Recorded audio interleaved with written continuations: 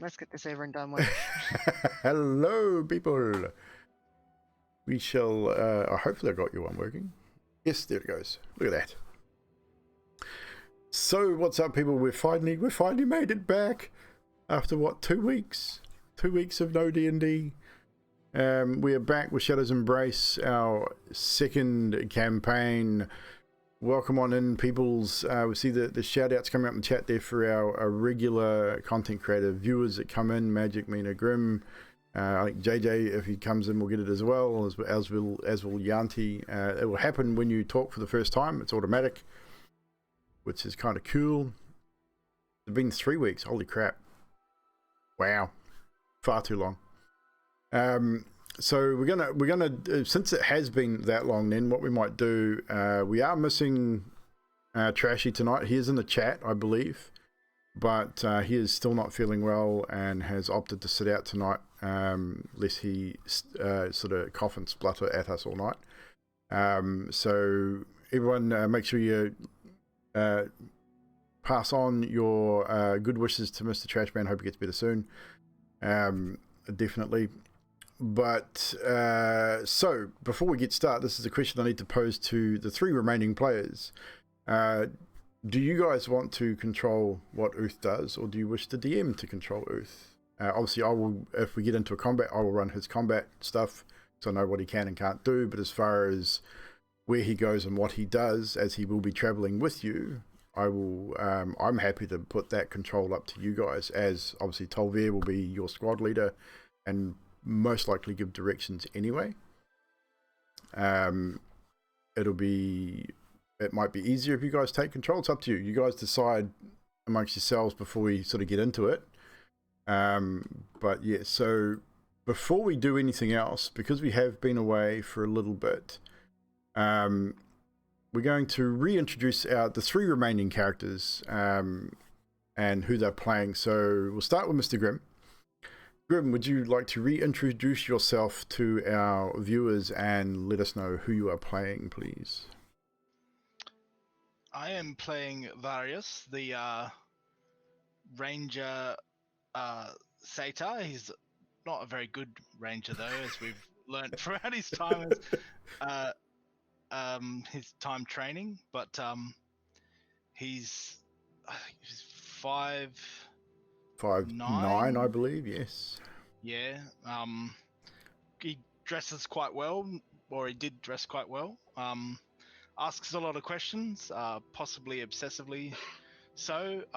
Isn't a big fan of joy and merriment. It's driven him mad, and he's looking for a chance to do something with real meaning and real stakes, and that's why he's joined the Dragon Scale Militia here in Paradigm, and in a new place, surrounded by new people. No worries, Trash. We get it, buddy. So we will follow on to Miss Mina. Mina, could you please reintroduce your character to our viewers? Well, I play Dilly Timbers. She's a 3'5" forest gnome. She's a sorcerer of the storm, and she's not originally from this land and has come here by means of unknown. So this is all new to her, and she joined the military to try and get herself something, just some something to form of do other meaning. than, yeah. She didn't know what to do with herself and what she was, where she was. This is the only way she can do it again. No problem. And Mr. Drax, could you please reintroduce your character to our viewers? Toby is a quite tall red dragonkin. Usually surrounds his chest with his own wings, sort of wears them as clothes. Yeah, he's former military, just looking to beat shit up, basically. Yes, so that picture, unfortunately, we don't have. I should actually get one up of him with his wings in all his glory. But he does have wings that match his colour there, which he does fold around himself when they're not being used. So that is Mr. Tolbier. I will reintroduce Uth Smartridge, even though he's not here, but he's in the chat. We have Mr. Trashman, who is currently ill, playing Uth Smartridge. He is a human, stands about the same height as Varys, about 5'9", 5'10". He a bit of a smart mouth. He likes to push his boundaries, which tends to get him into a little bit of trouble, which we've seen in the previous sessions. He has joined the military for his own reasons as well. No one can really figure that out right now because he really doesn't seem the type. But he has stood out during his training a little bit with certain aspects. But we'll certainly see how that fares for him at a later date, obviously. So obviously we don't have Marath here as well. So Marath is working, but we have our Goliath, barbarian / paladin, who's away at the temple, completing some of his studies at the Temple of the Steel Lady. But Mr. Stib, aka Sadiq, as many of us do still know him as, plays Marath, who is going to be joining us on and off as his work schedule allows. So we will see Marath joining the group from time to time. But he has joined the military.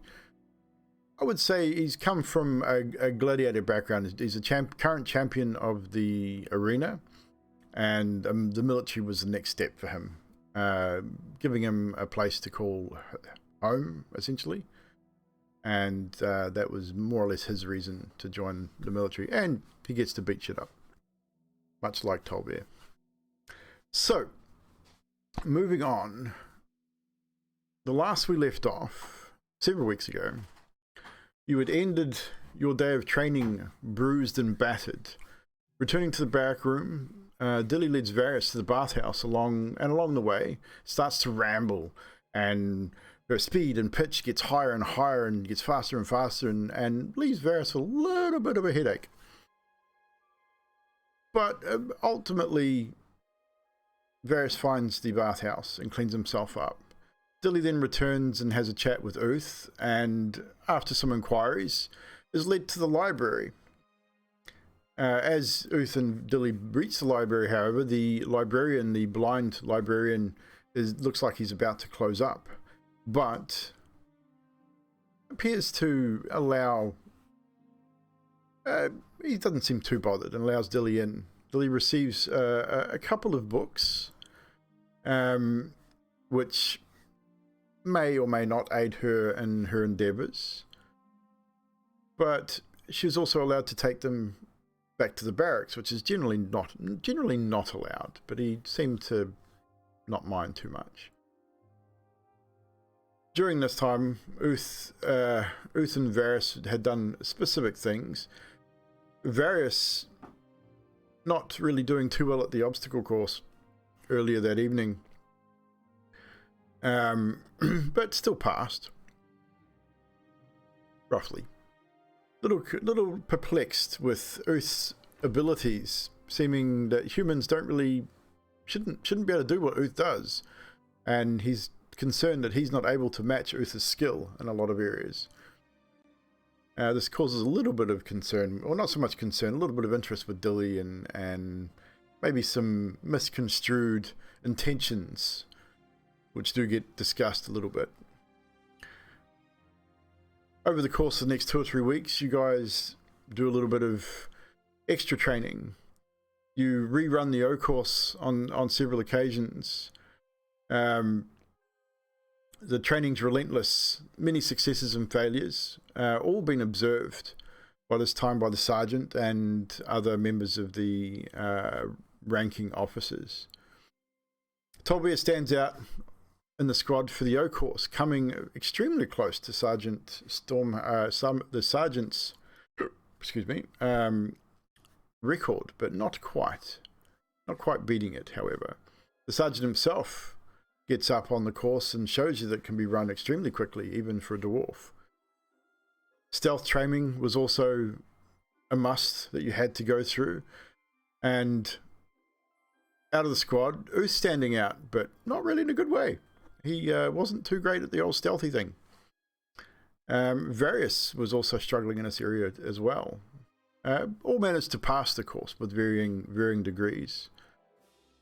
Dilly, being the smaller of the group, manages to gain an average level of success, but Tolbia's skills in stealth are very apparent, and he stands out again in this area.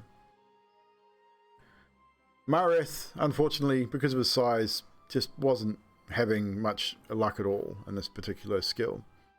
Next, riding skills were also tested. Many of you not handling it very well. Uth was terrible and struggled to stay in the saddle. A couple of times literally coming out of the saddle completely.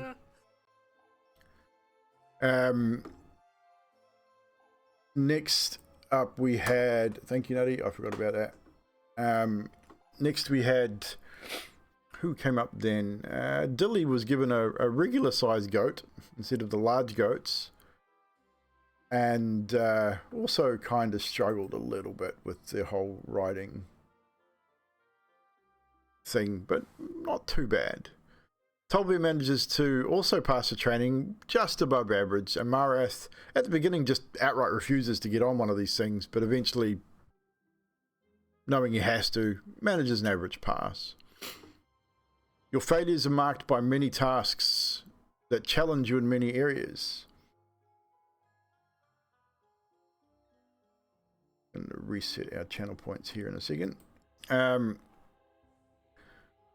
Cleaning latrines, the picking up of arrows on the range, the mucking out of the stables.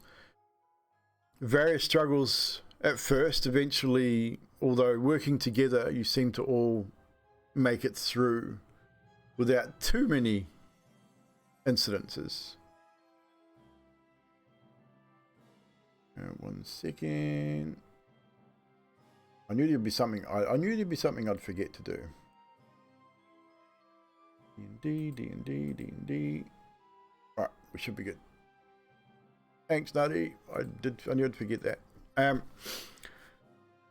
But finally, you managed to complete your basic training after nearly a month of physical and mental training and duties, average food, and some occasional interesting moments.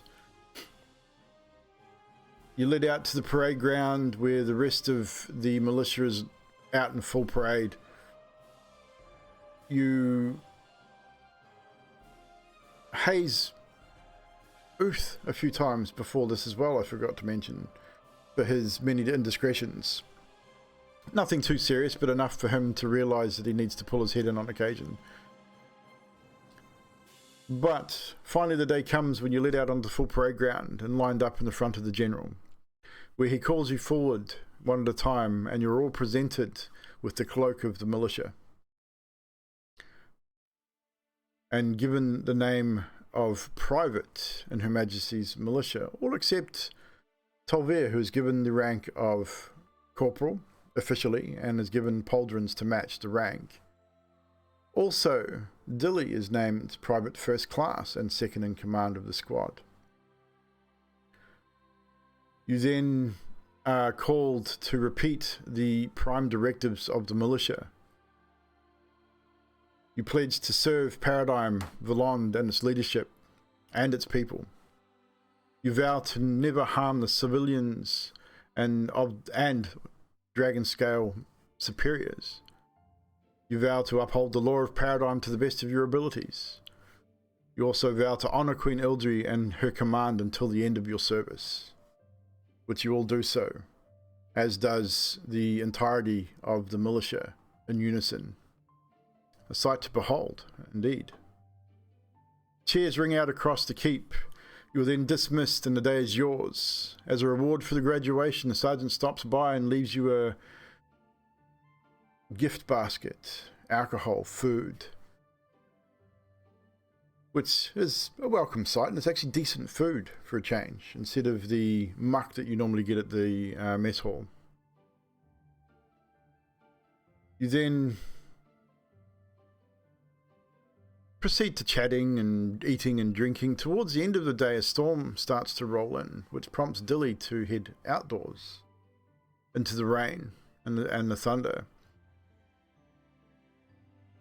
Most people would feel uncomfortable in this kind of weather, but for Dilly it was more of a comfort than a discomfort. However, once again attempting to cast a spell that she is certain she knows, but the spell never coming. The lightning and thunder rolling overhead, lightning striking the prey ground not too far from Dilly, leaving her with, again, some semblance of comfort. Before too long, being wet through and cold, she heads back to the barracks, where an unfortunate event is playing out, and which results in poor Varius evacuating the contents of his stomach all over Uth, who has suddenly been unable to move and not able to avoid the catastrophe. Uth then, once regaining his faculties, shares the moment by giving Dilly a great big cuddle, covered in grap. But eventually, however, you all know that you have a reasonably early start in the morning. Eventually you find your beds and you all gain a good night's rest. And this is where we pick up our story, as the four of you wake relatively early. Nothing. I mean, you are surprised that you're not woken by the sergeant, as he normally would crash into the barracks on sunup generally and wake you. But this day you're all awake naturally. It's still early. Your body clocks have all kicked in. You've been here for a month, so your body clocks are pretty well established by this point. I'd say probably Tolver is probably the first to rise, being ex-military. He would definitely, his body clock would probably adjust a lot quicker. Raiders, what's up? So Tolver, you'd be the first to rise before anyone else. Do you wake the others yourself, or do you let them sleep and wake naturally? Yeah, I'll probably wake them up the same way I have been for the last however long. And explain to our viewers and our new viewers how you wake your squad. Get up and pick up his great axe, bang it on the ground a few times, sort of. All right, time to wake up. Time to get up, people.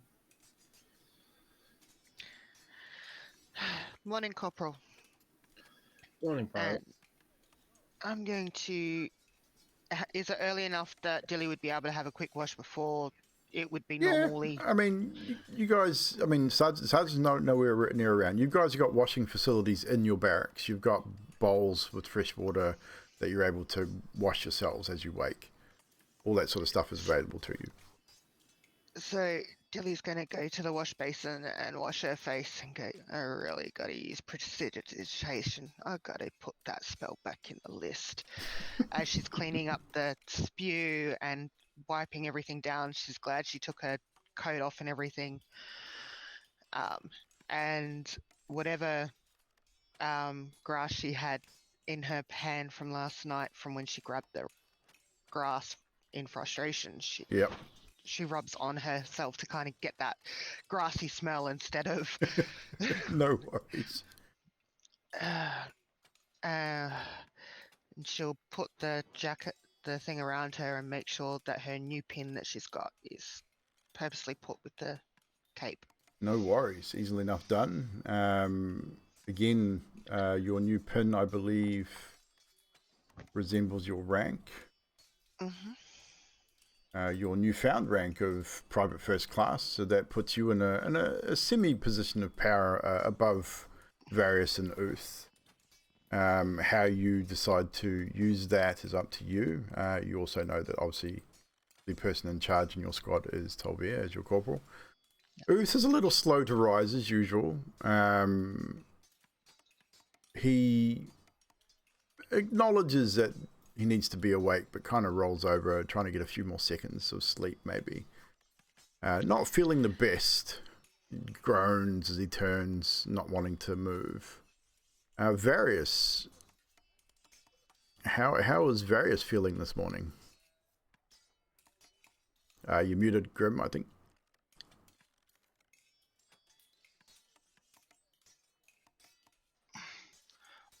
I think I'm going to need another couple of weeks sleep. 2 or 3, and I'll be right. Dilly's going to put her hands together. Do you two need a shocking... I'm up. A little jump start? I'm up. Shock? And Uth sort of slowly gets out, starts dressing himself, not wanting another shock, which he's probably received many over the course of the 4 weeks during the hazing sessions. So he definitely doesn't want to be on the receiving end of another one of those. So he's still sluggish, but he's moving. Uth, you smell worse than usual. Did you wash? I'm really sorry.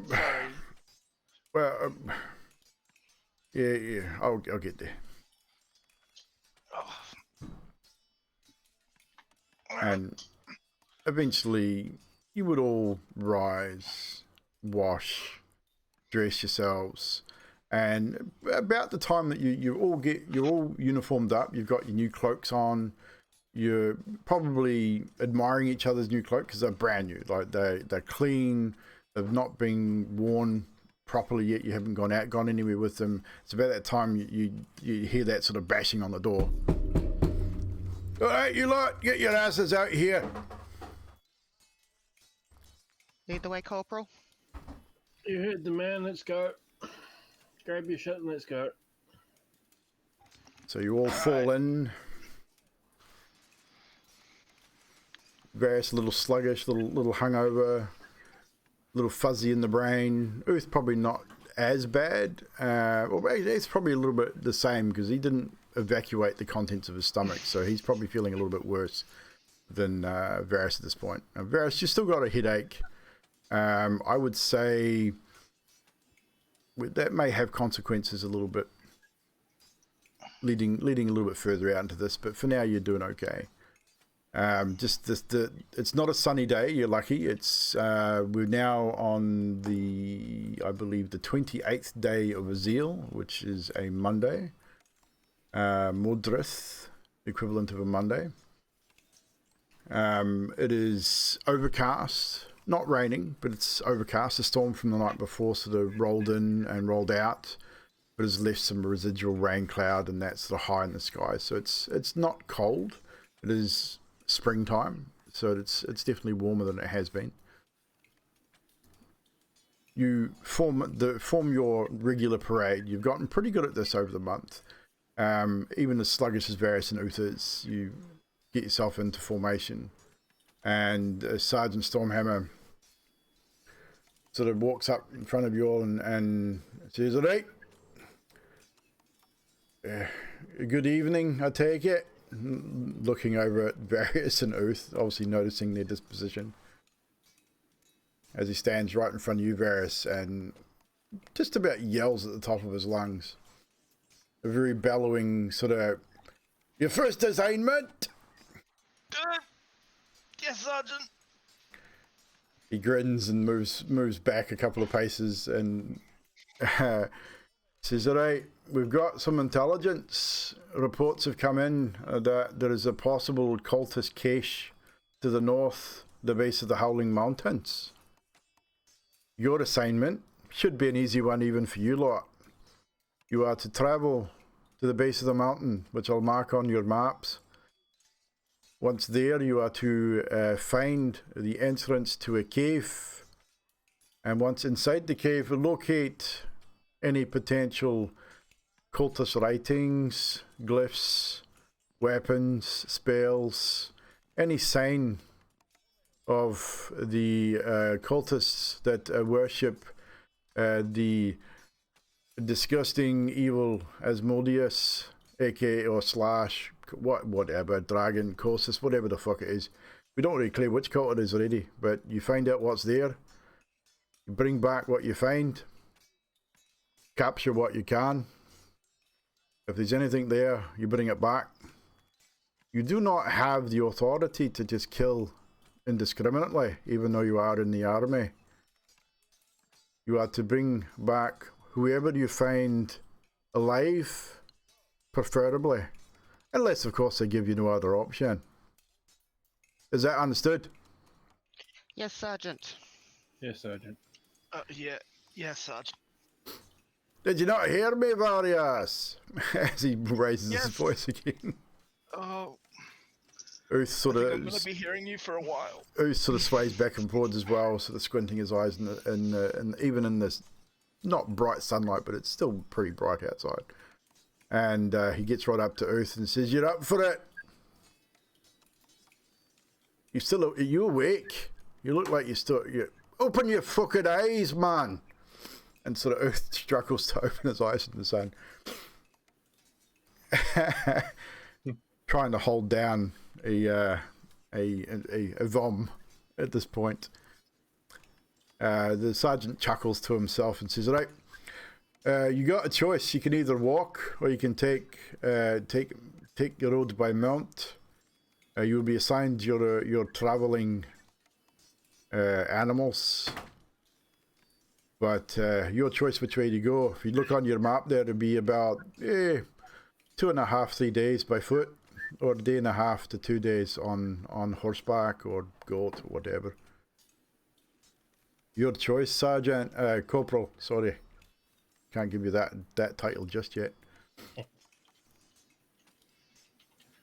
So which will it be, Corporal? Will you be walking or will you be riding?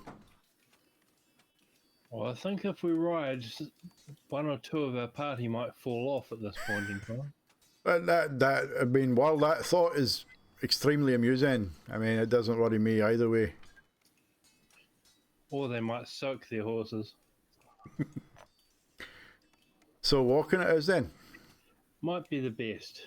Indeed. Visit the stores, get enough provisions for 4 days. Actually, probably 6 days. Take you 3 days to get there, 3 days to get back. So take enough provisions for 6, maybe 7 just in case. Make sure you have your weapons sharpened and ready to go. Dilly. Yes, Sergeant. Just remember where you are, and with your arcane abilities and the weird things that are prone to happen. Just bear that in mind if you ever need to use it. Yes, Sergeant. Rest of you, your squad is your family right now, so you are to look after each other. Watch each other's backs. This is your first assignment.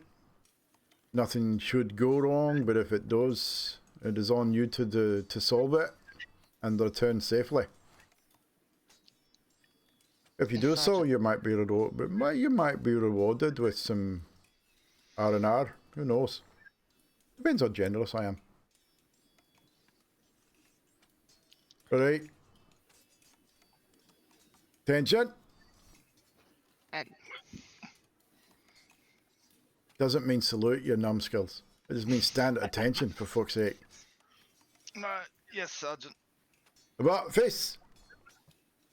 To the stores, Corporal. Get your provisions. And head out at your leisure. for the record, Dilly will be standing behind Uth at all times. Duly noted. So, you march your way to the stores.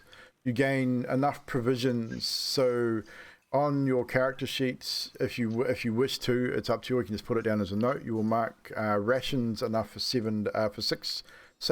So 7 lots of rations. Yep. You will also receive 2 standard healing potions each in this provisional stuff because of where you're going. I mean, they're not expecting any kind of major combat, but 2 standard healing potions each. Corporal Tolver, you are given the option of also receiving a cure poison potion and a lesser restoration potion to take with you if you so wish. Otherwise, you can turn it down. You can take it with you if you wish. Yeah, I'd probably take both if I could. So just put that in your notes. I don't think the cure poison will be in D&D Beyond. The lesser restoration one won't, but it works exactly the same. So just make a note. Your weapons are sharpened, and if they need to be, if you don't already keep them that way. Varys, you're able to stock up on arrows if you need. So whatever amount of arrows you wish to take with you for a 6-day journey, whatever you think you may need, you are able to take. Anything else you guys could think of as a squad you might need? Manacles and a length of rope if we can't find anyone. Indeed. Okay, so you will each be able to take a 50-foot length of rope, just a hempen rope. How many shackles would you like? Just a single pair, or would you like more? Probably, I don't know, couple. A couple. So a couple of shackles, no problem. Uth says take 4. Let's take 4.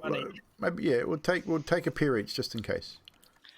Dilly would also like to have something to put around someone's mouth, so if they need to do verbal components for a spell, they cannot. Okay, so you could take say some old rags for gagging potentially. Easily enough done. Yes, spells. Well, good thinking, Dilly. So if there's not anything else that you think that you might need, Do we need tents, bedrolls, or anything like that? you would have that as Corporal. part of your general pack, I would say. And the Okay. general pack that you guys are given would have a tent and a bedroll as part of your pack. Yep. You would also have basic tools, like you'd have a small shovel, a small pick, maybe a hatchet for basic survival, like starting fires, digging a hole if you need to dig a hole, that sort of thing.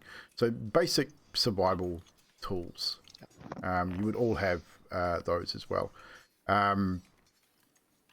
Also, you're all each given a single medical kit, which should be in D&D Beyond, but again, just make a note. This is more a thing. So what you're able to do with a medicine kit is, in conjunction with a medicine check, you will be able to stabilize an unconscious patient with a successful medicine check with the medical kit. If you do not have the medicine kit, you will not be able to do that, and without obviously magical means. But you'll also be able to use it to patch light wounds without a healing potion as well. Does it have a set amount of uses? Generally, I think because the medicine kit, unless you're proficient in it, generally have to keep topping it up. But I'd say with the standard medicine kit, you'd get 3 uses out of it each. So just again, make a note that, I mean, I'll keep an eye on that as well. But if you're proficient in medicine, you should already have a medicine kit available in your items anyway. Which means that you can just top up the materials that you would use. Same as a poisonous kit or an alchemist kit, you would normally just top up those components. So, are you set to travel? Are you ready to go? Have you got everything you need? Is there anything else that you think you might need? As far as I can think of, that's all we need. What do you say, Corporal? That's all we need, but I'm going to command you two to have a shower first. Or a bath first, because you stink. Yeah, that's a good idea, Corporal. Oh, Shmararath is here. Do I have to? I'll wake you up. Oath sort of slumps his shoulders and begrudgingly sort of does what he's ordered to do. I mean, he knows he has to. I mean, it's an order, so he's really got no choice. So Oath and Furious make their way to the bathhouse and clean themselves up, which I would say makes you definitely feels a lot better. You're still headachy, but you definitely feel more awake now than you were before. So while you're waiting for them, Tolvier and Dilly, is there anything you guys wish to discuss? It'd take them probably 15 to 20 minutes to clean themselves up and come back. Sergeant said that we should treat each other like a family. I don't know about you. Do you have any brothers and sisters? But I wasn't exactly always pleasant to my younger brothers. Does that mean I get to do that to them? Yeah, sweet it is. It sounds good to me. As long as you're not physically injuring them or hindering them. Well, no, I really don't want to die. Wonder how many pine cones I can find to put in their sleeping bags. I like this idea. I will now check for pine cones.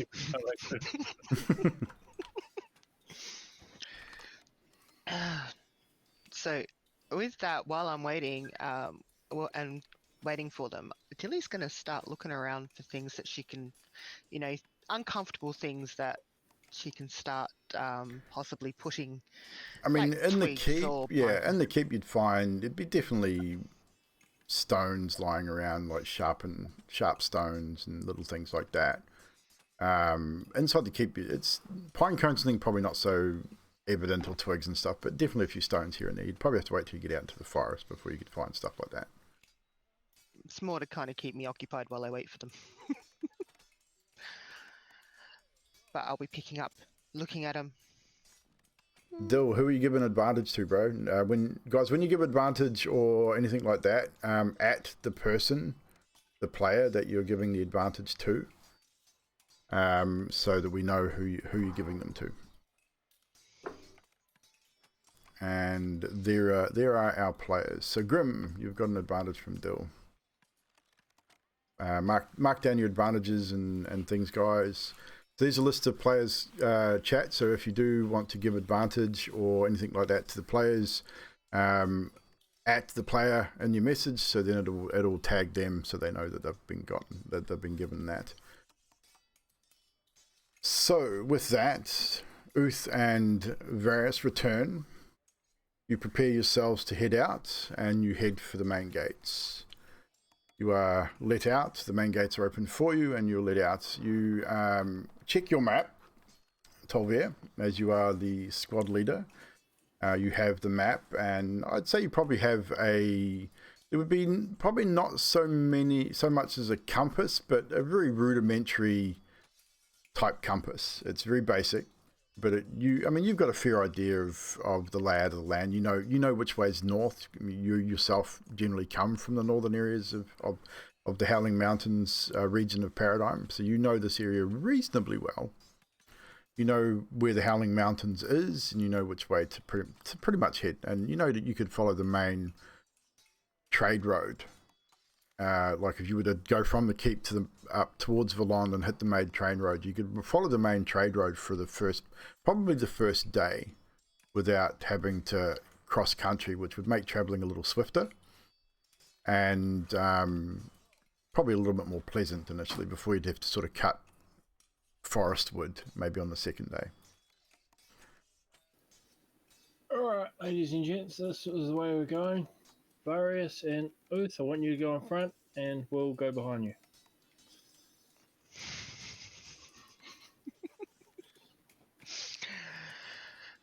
As we're walking, Dilly, not really knowing much about it, is going to go, what are we to expect along this trail, Corporal? Oh, it's just a road. Occasional wolf, occasional spider, no big deal. So as we're walking along the road, Dilly's going to actively be looking on the lookout to see what's going on.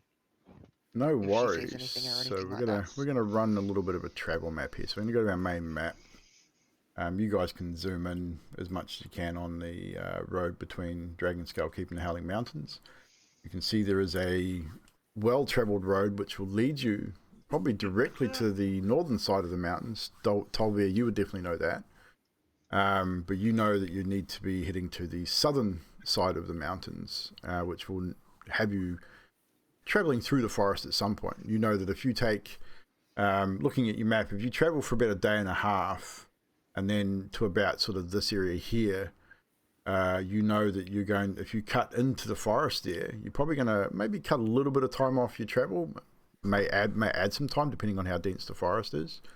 And depending on your survival checks to see how well you do. But the area you're sort of heading for is about here on your map. That's where it's been marked. Sweet, sounds good to me.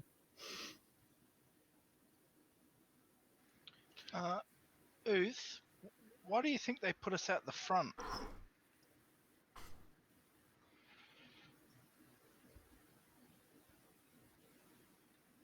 Well, I'm assuming they want me to die first. I mean, I don't know. I'm not really paying attention. I don't feel like they'd want you to die, but maybe some like deliberate hazing from our superiors or something. Well, I don't know. I mean, I just do as I'm told, mostly. Sometimes, maybe. Hopefully it doesn't get us killed. Well, I don't think anyone wants to die. No, probably not. I've never dealt with cultists before. Are they like a different race of people, or is... Yeah, cultists. They can be anybody, I think. So it's like some sort of like organization, perhaps. Oh, yeah. You know, kind of like the militia, really. Just bad, I guess. Isn't that right, Corporal? You know anything about cultists? I don't really know anything about cultists. Yeah, it can be anyone. Sort of, yeah, pretty much another militia. Sounds about right. I mean, aren't all Well, organizations cults, really? I mean, it depends on your point of view. But it's nice to know that Asmodeus is as much trouble in this realm as it is in my original one. who is this Asmodeus dude? I mean, I don't even really know much about it. I mean, what is it? Or is it he? Is it she? Or what? Was it Asmodeus or Kosis or? I heard of The Kosis. sergeant seemed really confused. I mean, you guys remember, like, the story the sergeant told us about the Dragon Wars, right? Yeah. I mean, Kosis, the dragon, ooh, scary. Yeah, this wasn't that bad. I mean, Kind of glad we're not in the keep when you said that, Corporal.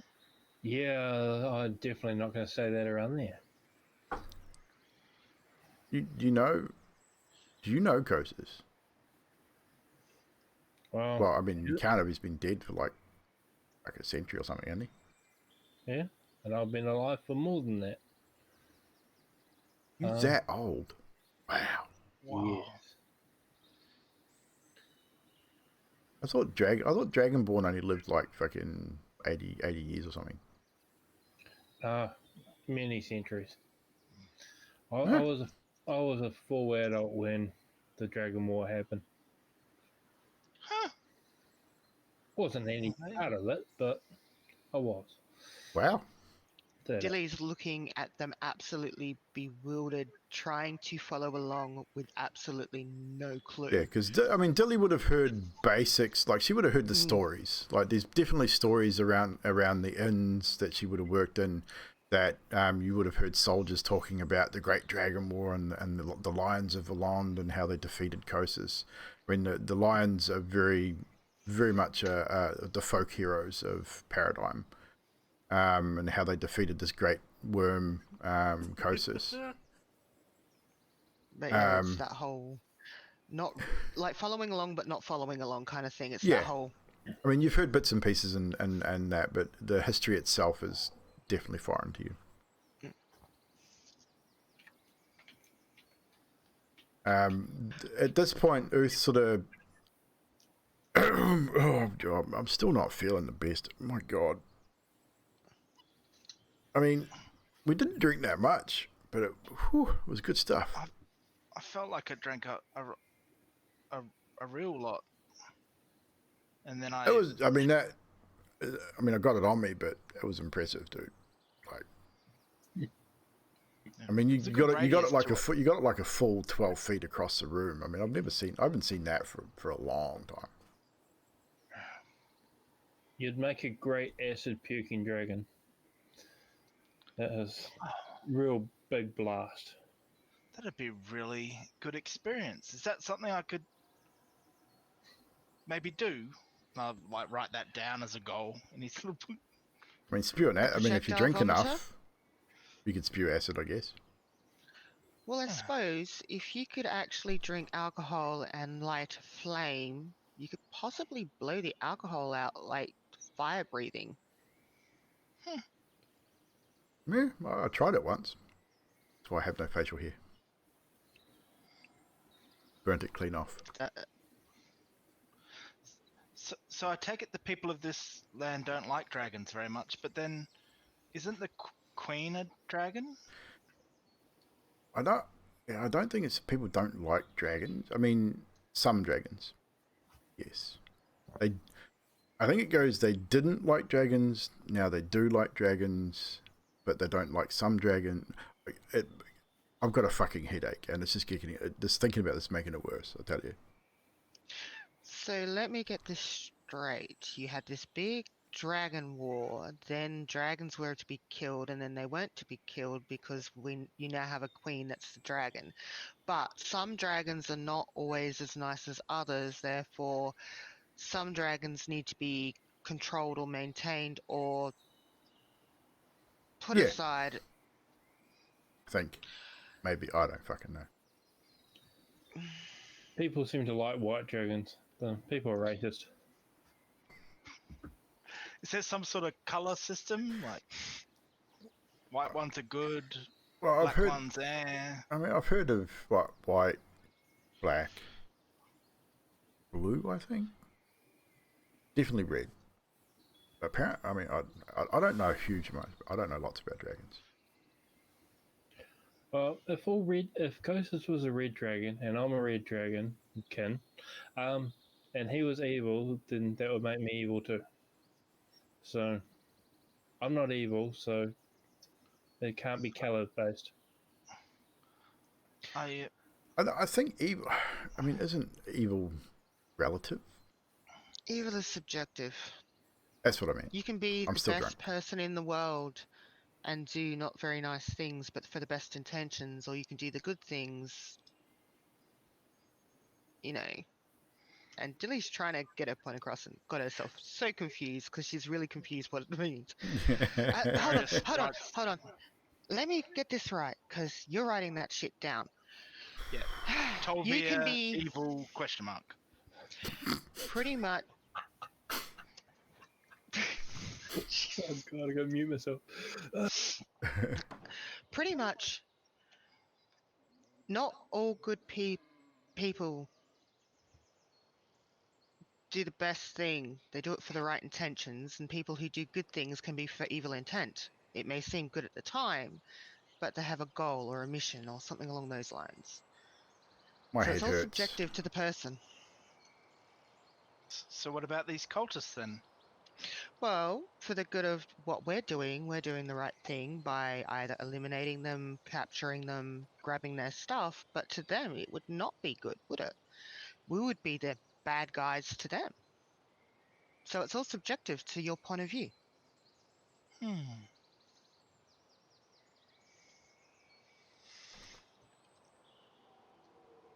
Did I make sense for you? Completely. And Earth looks Yeah. confused as all hell. Good. I'm glad.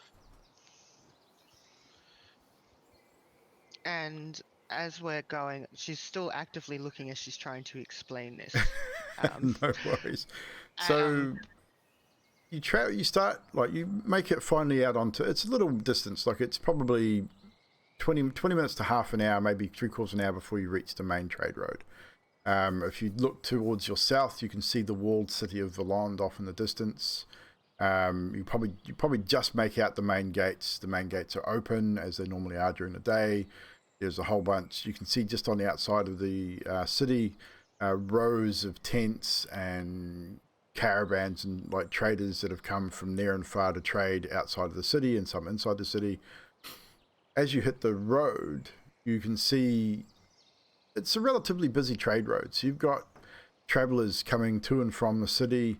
There's some people on horseback that are sort of slowly just making their way the same way you are. There's people on foot. It's a relatively busy road, especially this early in the morning. People will be traveling from Gatton to Valand. They'll be traveling from New Refield and other areas around the Howling Mountains.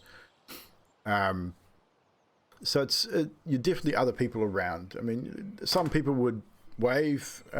You guys are wearing military uniform and your military cloaks, so you get the occasional wave from people saying good morning. They recognize who you are as soldiers, and you get that impression of respect of the law kind of vibe from the people that say good morning and that.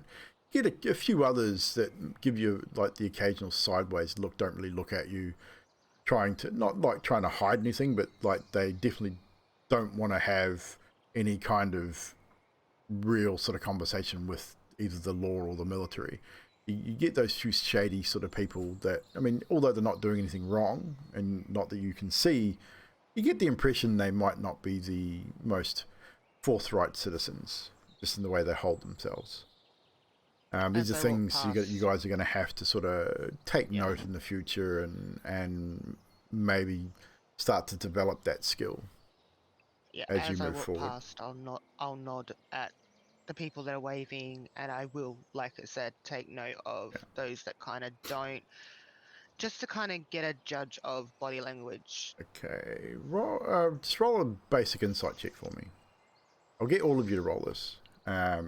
I'll roll for Earth because that's fun rolling.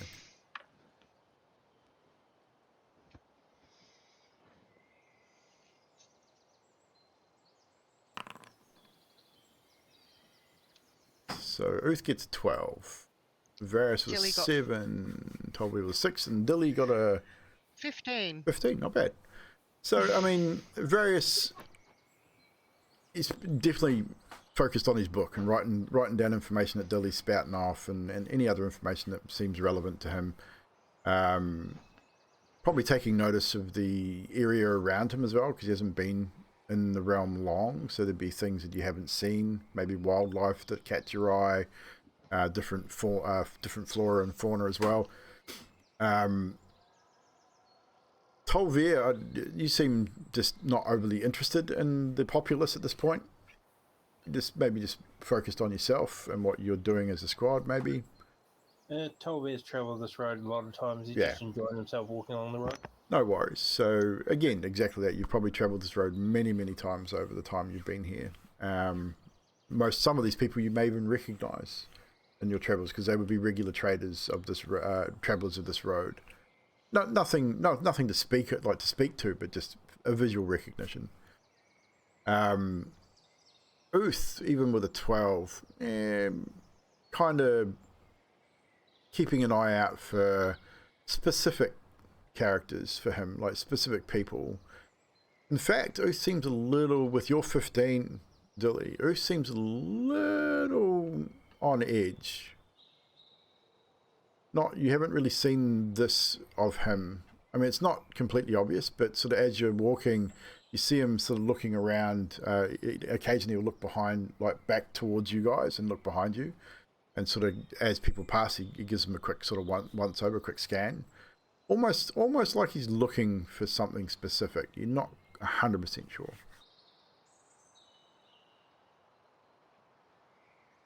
Jenny will take note of that and remember it. Yeah. So, no need to make any rolls for this first journey. You're sticking to the main road. Your travel is unheeded with the weather being relatively fine. In fact, after a couple of hours of walking, the sky starts to clear a little and the sun does manage to peek through on occasion. You then you're just following this trade road. Nothing much is really happening. Eventually, a cart sort of pulls up beside you guys, heading in the same direction, and looks to be a half-elven gentleman, dressed in relatively fine clothing. It's got a covered wagon. It's a relatively fine-looking wagon too. It's not run down or anything. It's not patched or anything like that. And he sort of tips. He's got a little peaked cap on, and he sort of tips his cap. Good morning. Good morning, sir. How goes it this fine day here in Paradigm? Can I interest you in perhaps purchasing tonics, potions? I see you are in the military, and you guys are always looking for potions and things, are you not? Oh, I'm sure we are. What have you got? He sort of looks over his shoulder, says, let's pull over to the side of the road here. It's kind of hard to talk and travel. So he sort of pulls a little bit ahead of you guys and pulls over to the side of the road. And single horse cart, he sort of pulls it up. And he says, allow me to introduce myself. And he removes his hat and bows, still sitting in the seat, but it sort of bows half over. And says, my name is Crabane Imperius, at your service. Good to meet you, sir. My name is Tolvir. This is Dilly. This is Uth, and this is Varus. Dilly so wants to insight check right now. What are you looking at specifically? I'm looking to see if he should be doing this or not, because Shady dealer. Okay, yeah, so you're looking Dilly's at got no clue. So you're trying to figure out whether he may be trying to swindle you guys, or whether he is like a peddler and. Okay, so roll insight check for me. Yeah. 10. Hard to read. See, you're not sure. He seems on the level. He's well positioned. He holds himself well. He speaks well. He moves very fluently. You can definitely see he's a salesman. He's definitely done this before. But you don't get any sense of anything really. He's just really hard to read. There's no deception or truth in what you see. It's very neutral. Pleasure to make your acquaintance. I have many things. I travel this road weekly and sell to travelers and soldiers, and I travel to the city and sell in the city as well. So I have healing potions, I have tonics, I have brews, I have all manner of things, poultices and anything that will cure an ailment, so to speak. So I have a question. Of course. And he sort of gives you that you- sort of armed bow again as he this time steps down from his carriage. Are you a cultist, perchance? Well, heavens no. A cultist? Well, why would you think I was a cultist? I sell my wares to the good folk of Paradigm. I worship the Steel Lady, of course, as many people do in this wonderful land. Well, I just heard that cultists could be anyone, so I thought maybe if I asked people if they were cultists, and maybe I'd get a sense for what cultists look like. Oh, you amuse me, young sir. Of course, such a direct question may be met with lies and hearsay. I'm quite sure that a cultist would not want you to know that they're cultists, but a direct question comes to the truth quickly sometimes, I think. Right. So, can I interest you in my wares? Please come have a look. And he walks around to the back of the cart, and he almost like folds down a set of steps which lead into the back of this thing, and he sort of climbs on in. He has to sort of stoop when he's up there, but once you sort of get around the back and look inside, you can see rows of potion bottles on one side. He's got books and scrolls, all manner of bits and pieces. Looks like these possibly herbs and things like that in there as well. Almost looks like a jack of all trades kind of deal. So, what will it be? Varys will have a look at the books. So Varys, you ask him about the books. Yeah. And he says, "Well, a learned individual, a man after my own heart, I should say." And he sort of thumbs through some. He says, I have many books. He's a book on the local flora and fauna. I've got a book on the weather patterns of Paradigm. I have a book on the histories of Paradigm Bold, the original histories, none of those copies that you have. This is the first edition. Goes through the history of the Dragon War and the Council of Elders and the Lions of Valond. There's a great chapter on the lions in there. How much for the books? All of them? You wish to purchase all of the books? Well, that would be a pretty penny, young sir. I'm not sure you can afford it on your military wages. Maybe just the flora and fauna for now. Of course. I feel like I'll learn history as I go, maybe. Indeed. And he pulls forth and so that he shows you the book. And it's a fine leather-bound tome, dark leather frontage on it, and it's got the picture of a leaf and a tree, and the effigy of a couple of animals on there as well. He says that it's a fine book. It's my own. In fact, I wrote it, and I must admit it's great. It's a great read.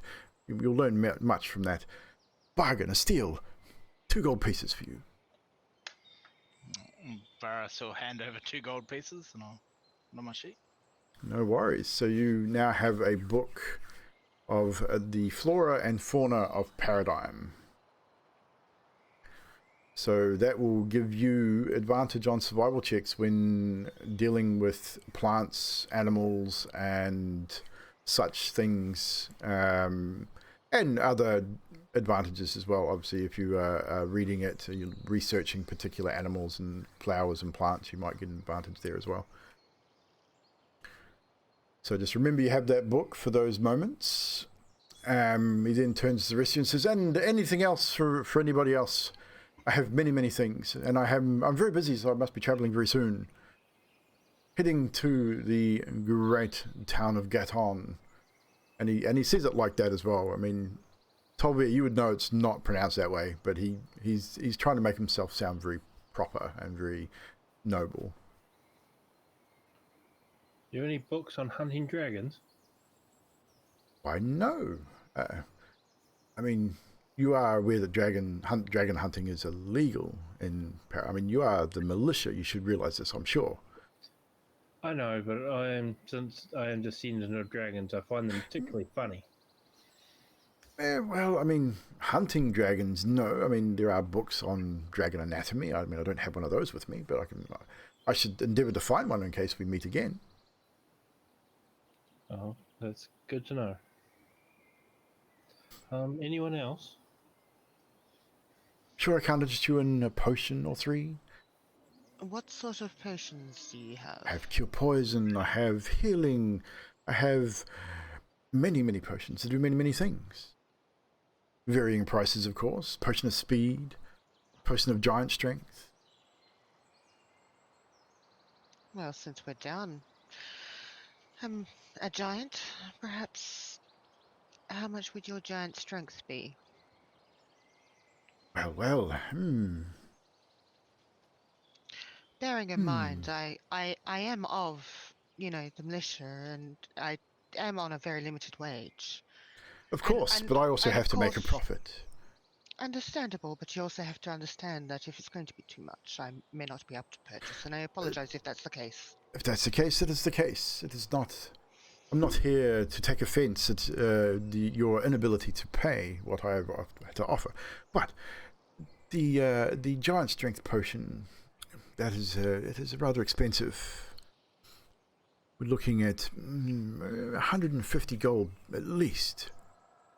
Unfortunately, I do not have that, as you know, being a soldier. Of course. On my wage. Maybe another time, perhaps. May I ask, how often do you travel this road? I'm travelling this road many, many times a week. I travel from here to Gaton and to New Refield and all around. I'm a frequent traveller of the trade road. Would you say you travel this road at least once a week or twice a week? Couple of times a week at least, yes. That is very interesting to know. If I do require your services, at least I know that I can come to this road and see you again. Of course, I do frequent the city of Valond as well and ply my wares at the city gates with other traders. I'm there at least once a week, towards the end of the week. If you are inclined to travel to the city, say around the end of the week generally. Thank you. DM, what did you say that his name was so I can actually write it down? His name, I've got to remember his name. It is Crabane Imperius. Crabane Enpeiros. So, thank you. I will endeavor, if I need to find you, at least I can see where you meet your acquaintance again. But thank you. And No I'll leave it at problem. Anybody else I can interest? You there, you look like you could use a remedy for a night on the town, perhaps. Looking a little seedy, looking directly at actually both you, Uth and Various. Uth sort of looks over and sort of holds his temples and sort of says, meh. No, I'm good. I'm gonna look at the health potion. Does it look like the ones we've got? Is it like got the same coloring to it? Roll a perception check.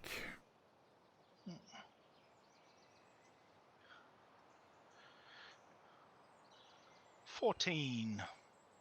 14. With a 14, it looks not exactly the same, but it's definitely a similar colouring. It is a similar size and shape, so it's not a huge difference. The colour's slightly different. I mean, I wouldn't know enough about healing potions to tell whether it was Probably, fake or whatever. probably anyway. not, but it looks very similar.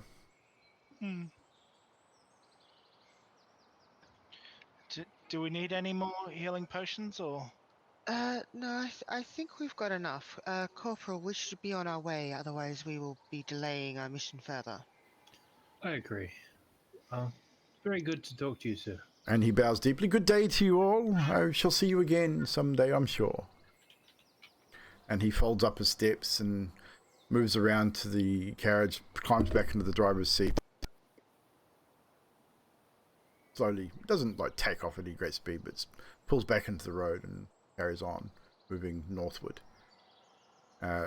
You'd probably see him traveling for, like, as you start walking again. You'll see him out in front there, and eventually he disappears into the distance.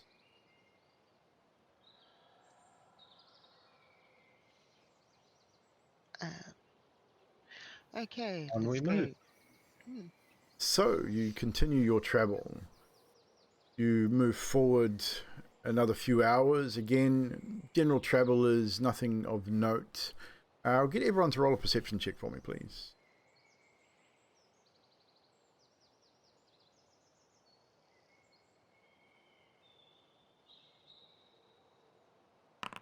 Have we got anyone over a 14? Yes. Everyone but Jilly. Okay, and Uth. Uth is under 14 as well. So, Varus with a 20, Toby with a 16. Nice. So, Tolvir and Varius, as you are continuing to travel, you do notice that the traffic on the road is starting to thin out somewhat now.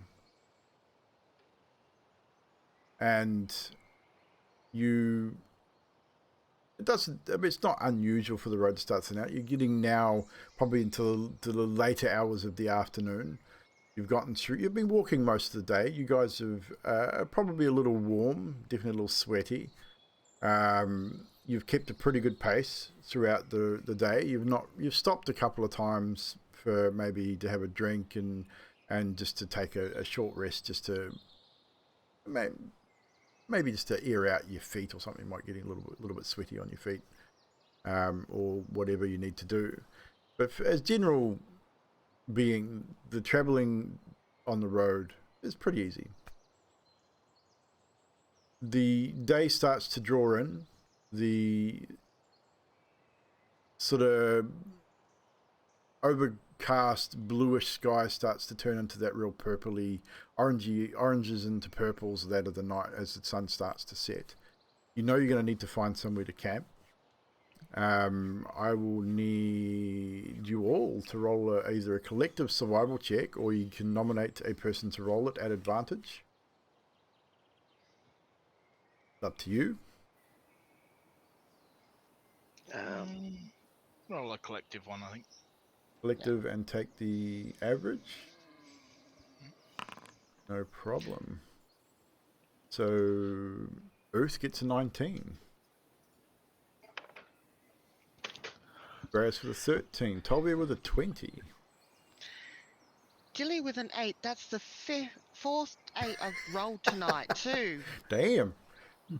So with that, I'd say with an average, we got quite a number of you over. We got 3 of you over 10 and 2 of you over 15. So the average is out pretty good. It doesn't take you too long collectively to scout around, moving off the road to the west towards the direction you pretty much will probably need to travel the next day, depending on what you decide to do. Whether you're going to stick to the road or travel through the forest. But you find a small clearing. There is no water source nearby, but you still have plenty of water. You've brought enough supplies for the week, so you've got between you all, you've got probably 3 or 4 water skins to last you that week. So you find a suitable area to camp. That survival check will cover your setting up of camp and collecting of firewood and such, and starting the fire. So probably takes you about an hour, just over an hour total for you all to set yourselves up and find a suitable campground.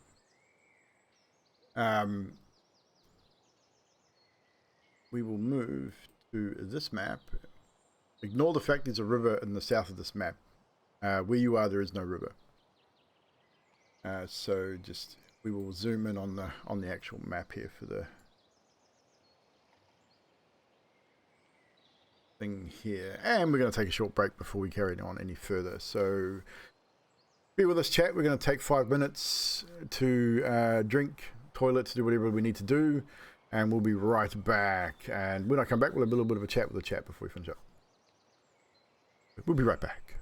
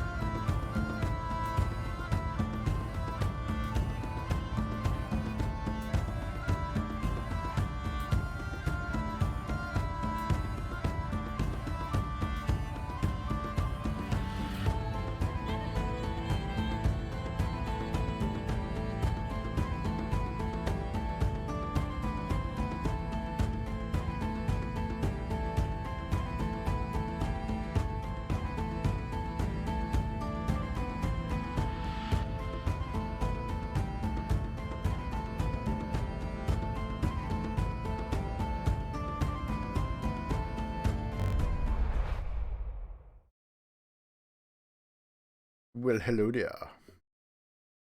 Wait for these guys to get back, and I'll talk to you guys for a bit. Welcome in, Ribbon. So, how we going, chat? How's everyone's night going? How you feeling, Trash? I know you're in there somewhere. And no, I'm not gonna VO Earth for you when you come back. That's all you, buddy.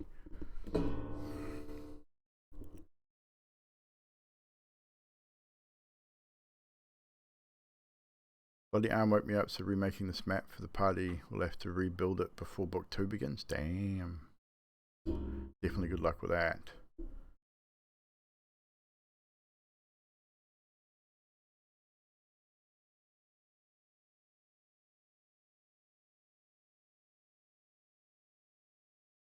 Do do do do do do.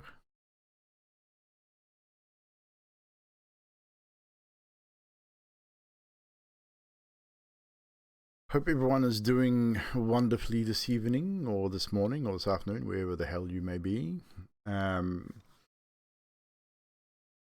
Hopefully you are enjoying the session this evening, even though it is a little bit of travel, but we got to have travel every now and again.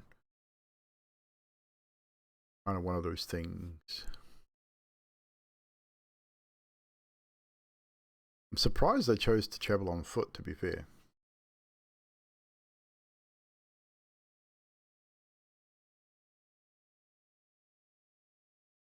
We knew what you meant, Ribbon. We knew what you meant. Welcome on in, Raiders. Culprit with the raid, and we had Serum 7X with a follow, Harley Quinn with a follow, and welcome on in Blue Jay, and Blue Jay refollowing as well. That was 3 days ago, but I'd mention it because it was one of my most recent ones. I think more they're scared that Dilly's going to fall off the horse and then Oos and, well, I mean, and Virus were going to throw up on it. Well, true. I mean, I now have to change one of my other maps because I did have mounts in that map just in case, but that's all good. It's as easy as removing the token. So, Moody, what's up? Mr. Moody Gamer in the house.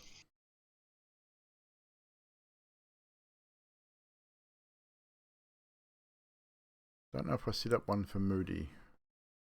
I think there's one I missed.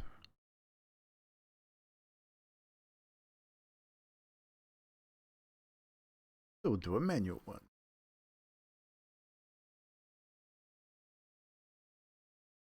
And I've got to change that because my emotes changed. I knew there's something I had to do. All these things that I forget.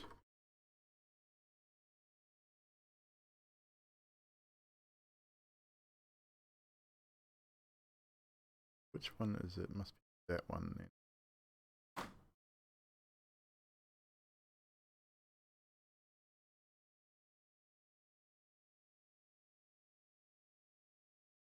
How you doing, Mr. Moody? It must be like 8 o'clock in the morning for you. Good morning, sir.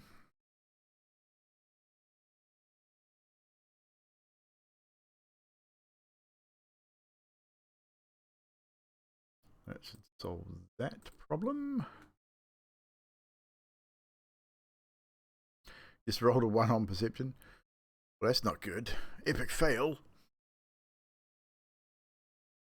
Ow, are you still having issues with your backtracks? No, I just stubbed my little toe. Oh, ouch. Yeah, yeah, fuck that. That's owie owie.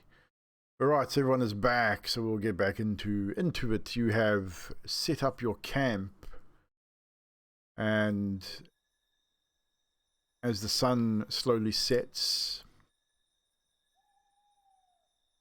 you are all sitting around your campfire. You've got a fire going. You've got some. I mean, you got your rations there, be stuff that you could cook. So you are able to set that up and get yourself some food going, and we're now all seated around the campfire. I'll turn it over to you if there's anything you guys wish to discuss before turning in for the evening.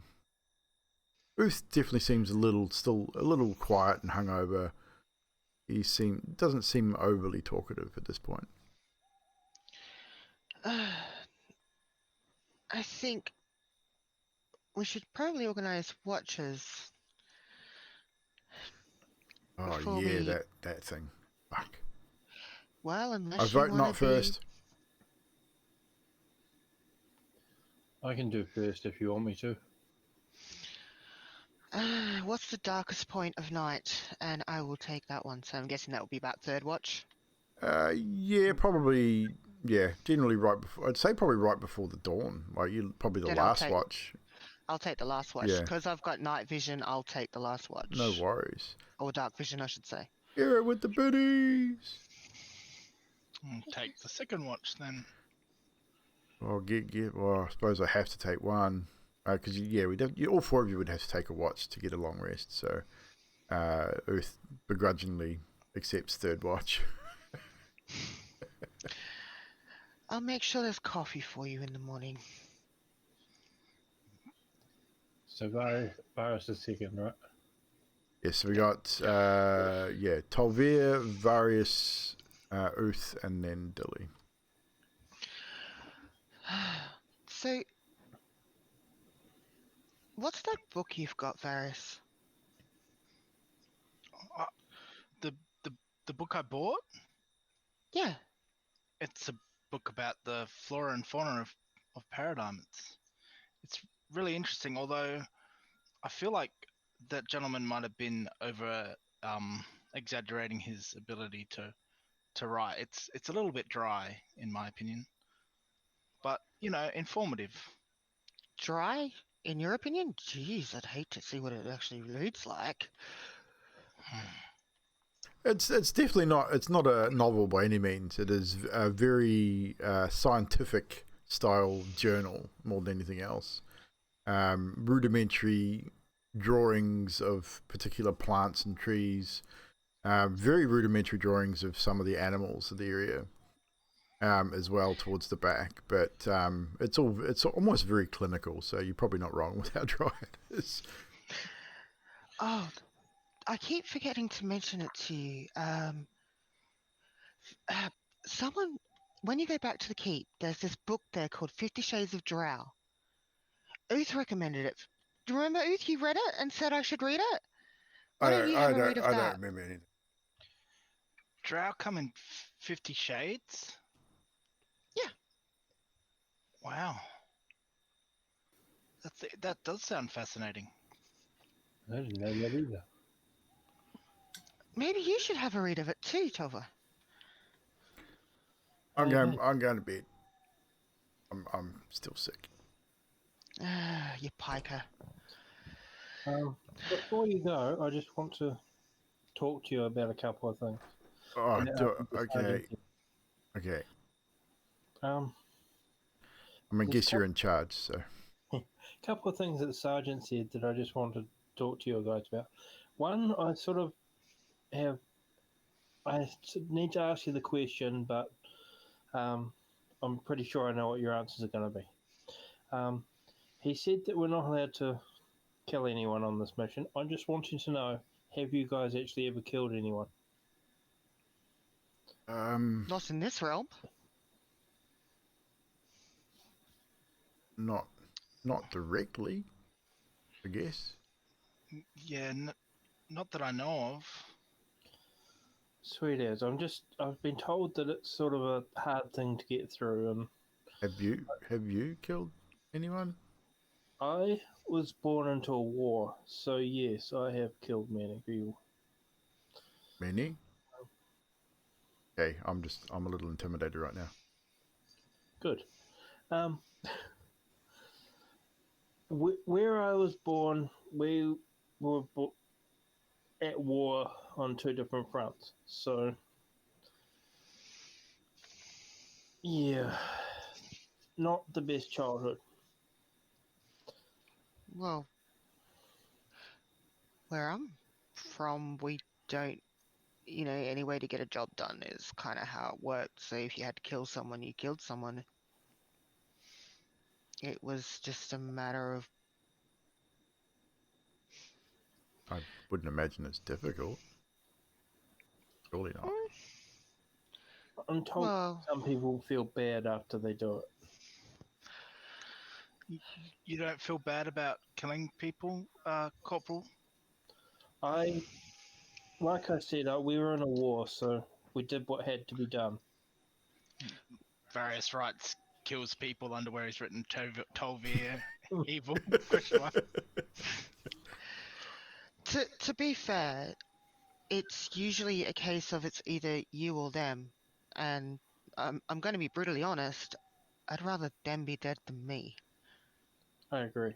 Well, yeah. So, I mean, that kind of goes without saying. I mean, you look out for so number one, right? My philosophy. yes, I can imagine it is. But at the same time, we've been ordered to avoid that. Yes. Not at the expense of our lives. I'm guessing if we've got no choice, we're allowed to, but we are to avoid it as much as possible. Capture, knockout, all that kind of stuff. Right? That's, Yes, that would be yeah. what he wants. It's kind of what he was getting at, I think. I mean, Yeah. I'm assuming there's going to be no one even there. I wouldn't assume anything. Many a It's time got me people this have been far. surprised. I'm pretty intuitive. I know stuff. Well, I've lived in caves, so if it's a nice and dry cave, then there's probably going to be people or animals or something there. I mean, Weird, but- animals. Yeah, we can do. Are we allowed to kill animals? Is that a thing? Oh, I'm sure they won't care about animals. Well, to be honest, it depends on the animal and if the animal is sentient. Wait, is a dragon an animal? No. Yeah, I don't. there's a My brain fine hurts. line. It's too much thinking for one day, guys. Seriously, I'm going to bed. Anything else you need from me, Toby?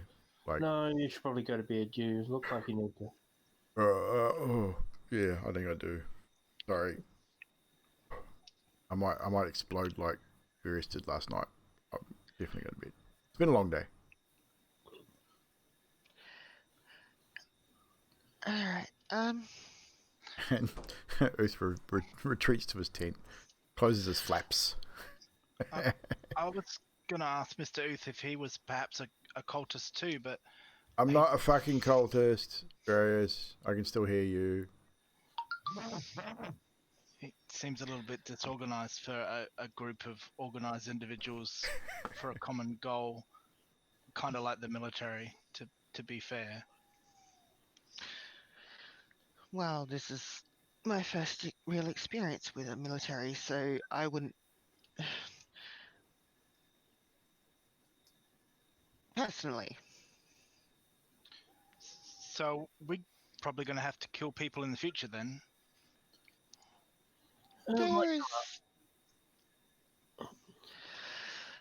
there is a possibility. Hmm.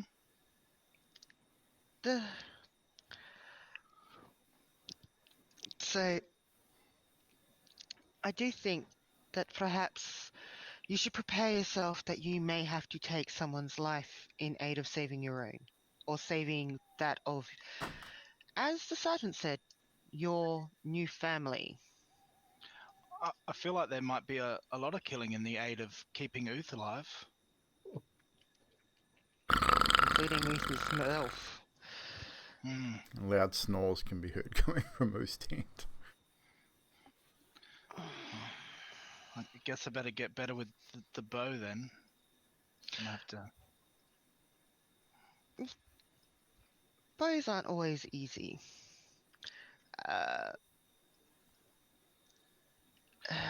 You're really only good at killing or injuring people though. Like, it's not Killing like and there's injuring. arrows that knock people out and weird stuff like that. That's just crazy. Well, then you need to learn where to aim. You look at here, and I'm pointing to the heart. You shoot there, there's not a good chance they're going to be able to come out from that. You shoot here, and that's almost a guaranteed death. And necromancy's banned as far as I know, so there's no way to really bring them back unless you want to, kind of, not do the right thing. But there are ways around that. Anyway, so you can't do that. So what you need to do is you need to shoot for the gut, or you need to shoot for the leg, The legs. or the shoulder. Enough to make them bleed and maybe pass out, and they can be patched and all that kind of stuff. But you don't shoot them in the head, you don't shoot them in the heart. Or you can shoot them in the groin. That's a good one. I've seen that done before. That's a tricky shot. I remember there was someone in my old party. Now, Amara turned around and said she helped, but she liked to say that about a lot of things. But I heard he actually did a shot, and apparently it went right down the clacker. The clacker? Yeah. What sort of thing is that? You know about anatomy, right? Yeah. So, right down the hole of the penis?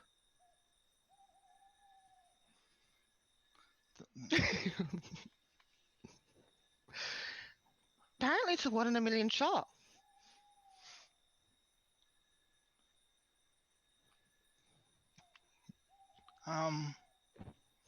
Yeah. Yeah. He's sort of like his legs sort of move close together. Yeah. And then he writes in his book, clacker.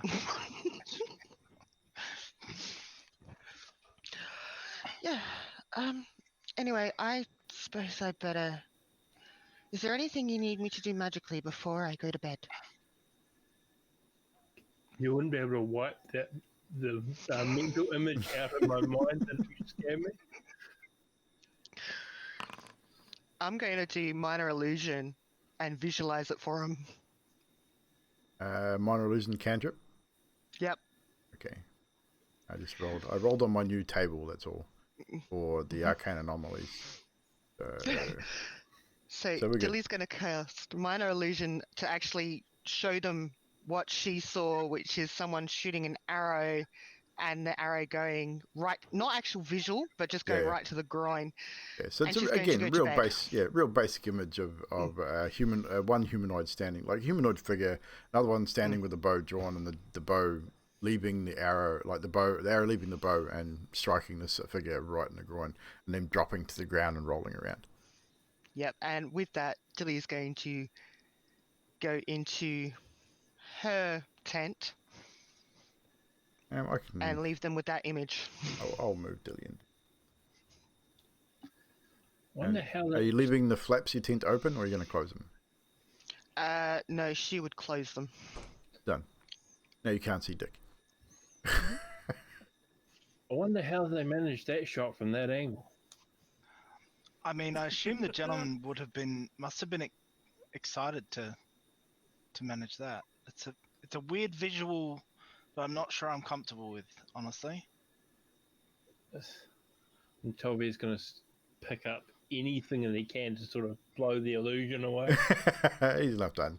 You can probably walk and just wave your hand through it enough, and it would dissipate. Yeah, but it's a rather uncomfortable feeling, I would imagine, for most men to witness this. Even women, shot in the groin, man, that's just not fun. Well, I suppose I better leave you to the first watch, and I'll try and get a little bit of sleep before you wake me up, Corporal. Alrighty, that's probably a good thing. So, various try and retreats. Think of whatever else you can, possibly. So, various retreats for his tent. Can I get just a D20 from the chat? Dill. Let's go to the chat. So, Mr. Dill Cripple, can I get an exclamation point D20, please? We're going to do it this way to see what happens for you guys during this evening, whether anything happens or not. So, we got a 7. Thank you very much. So, Tolbeer, your first watch. You sit there, you stoke the fire up, you watch the other tents. You're sort of watching over your squad.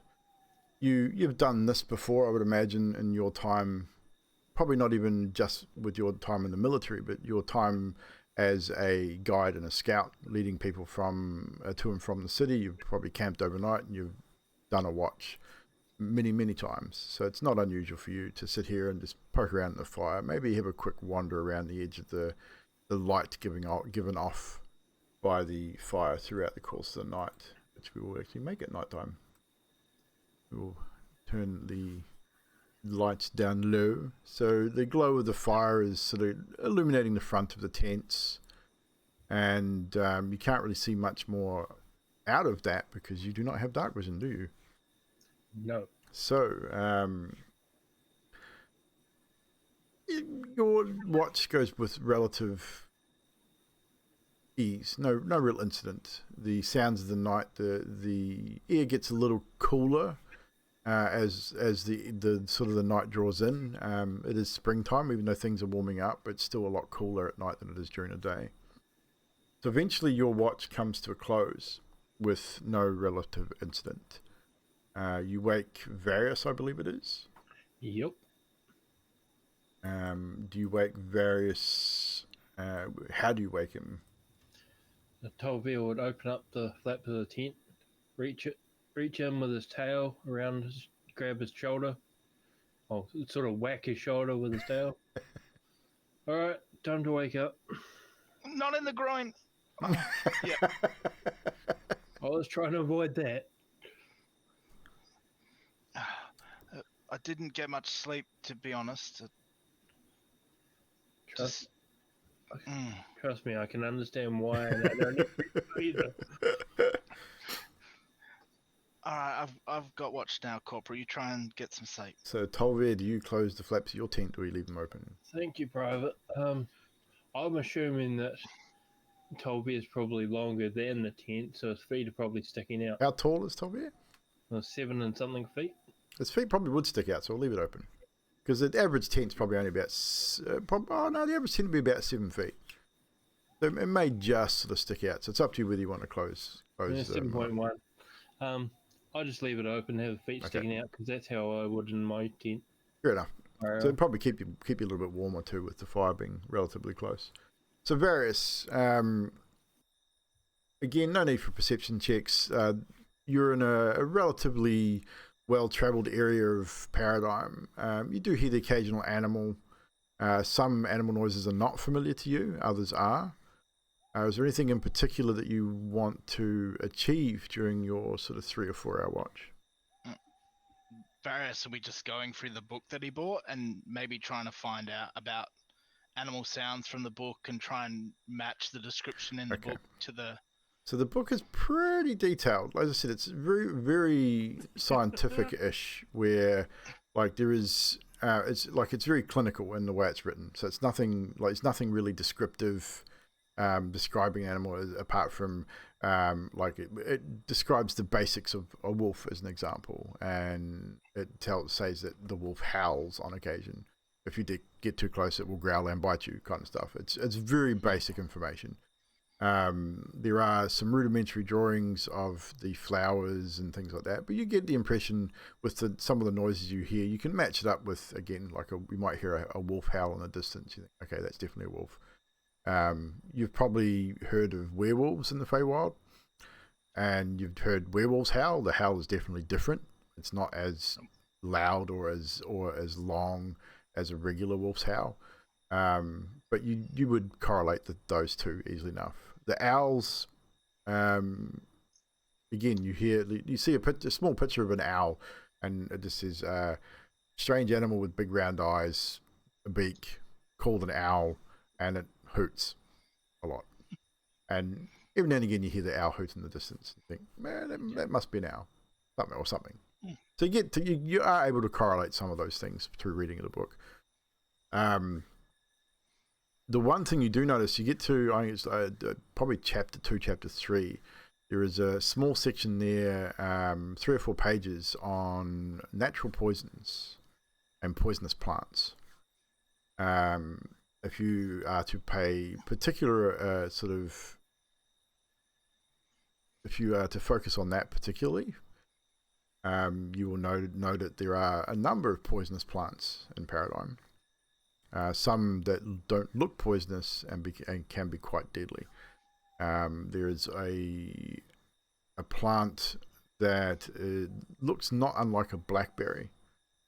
It's a small bush with dark berries on it, but it doesn't give a name for it. It just gives a description. There is really no name for it. This is a name unknown, but the effects are quite clear. If ingested, the imbiber falls into a deep sleep for up to 8 hours, depending on circumstances. And if crushed and turned into a paste or a liquid and applied to a weapon or an arrow and used that way, can cause paralysis in a victim. Yeah. So just little things like that. There's a few others there as well that you'll probably need to read a bit more of. Transcribe some of those notes into his own book. Yep, and no worries. Yeah. So that's pretty much about all you'd probably get in that sort of 3 hour period during your watch, which again goes without incident. No great dramas, and you get to wake Uth for his watch. Mr. Uth, it's time for your watch. Uth sort of, again, really begrudgingly sort of goes,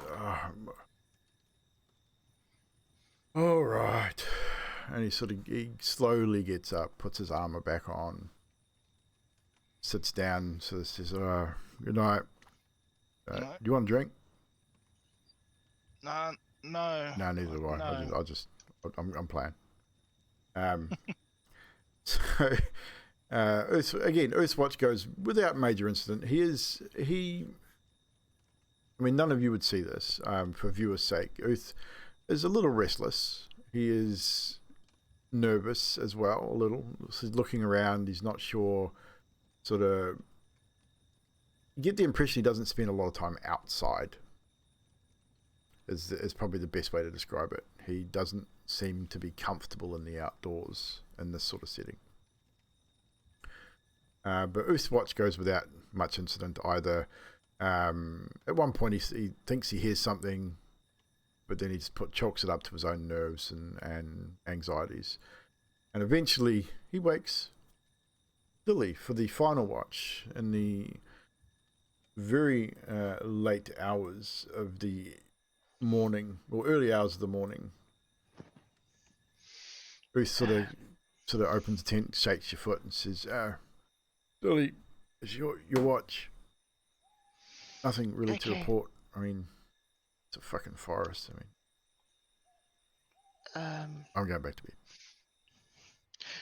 Remind me to give that phrase to Virus tomorrow to ask you. Right. And he Dilly, crawls back into his tent.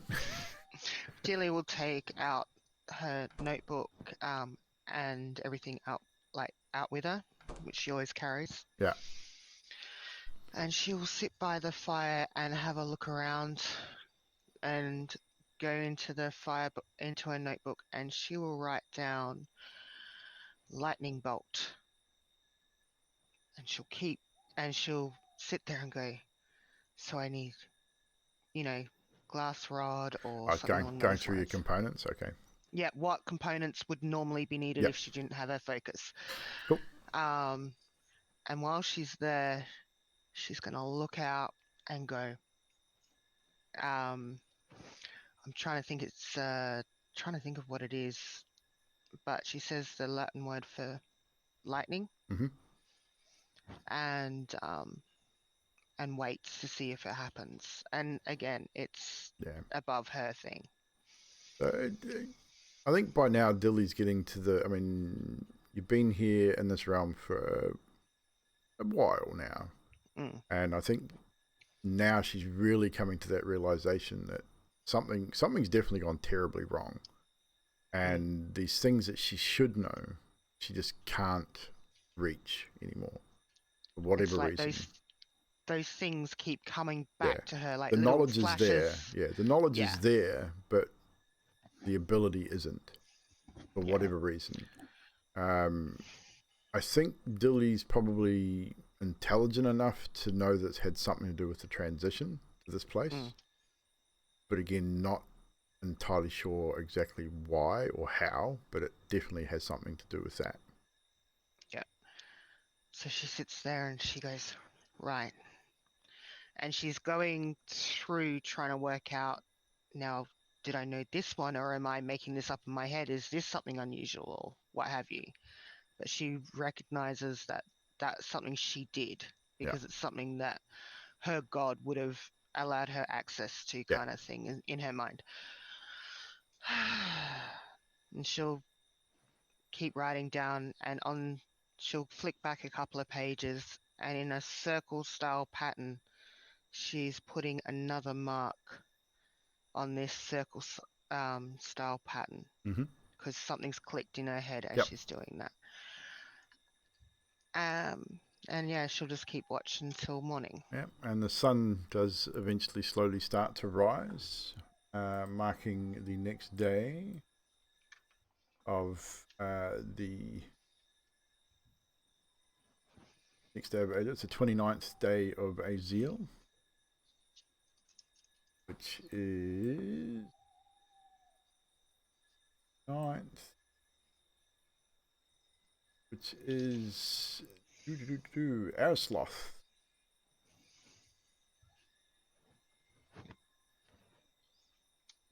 So Arisloth is 29th day of Azil. As the sun starts to rise, the day gets brighter. The weather today is much better than it was the day before. The clouds seem to have parted. You guys all come to consciousness as Dilly puts on some coffee and starts preparations for breakfast. You all put armor on if you wear it, prepare yourselves and break down camp and set out for your second day of travel. To expedite this, we're gonna move forward. We don't want to spend too much time on travel, but we're gonna move forward. Now we'll go back to our paradigm map. So you continue your travels. Obviously, night giving away to day. The day is clear and calm. Birds are singing as they normally do. Tolvir, on this, you have a choice here to make. You probably know the area better than most people. You can cut across country to potentially save yourself some time based on a survival roll by the group, or you can continue to travel the road to get to your destination. As corporal and leader of the group, it is your choice. Alright, people, we can either go through the bush or we can go down the road. Community vote.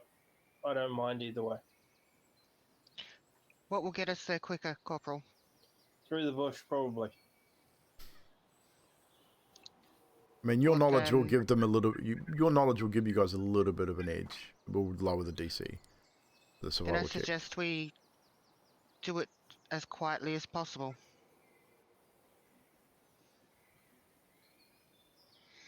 It'd be a good way to study the natural wildlife and fauna, I guess, if we go through the bush and not stick to the road so much.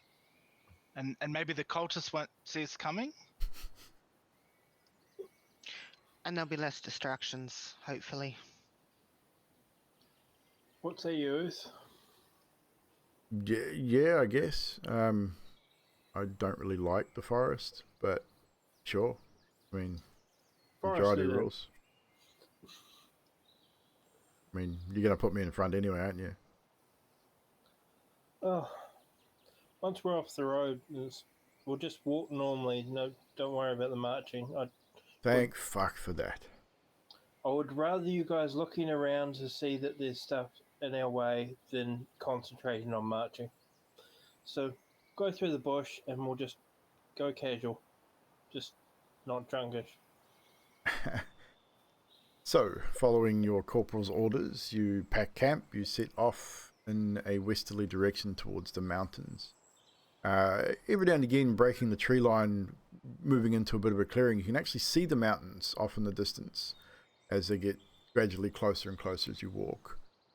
You know that it's still going to be at least, if you make good time, it's going to be at least a day before you reach this potential cave on your map, depending on how well this survival check goes. So, again, you can have a group survival check, or you can nominate one person to roll at advantage. The DC will be lowered because of Tolvier's knowledge of the area.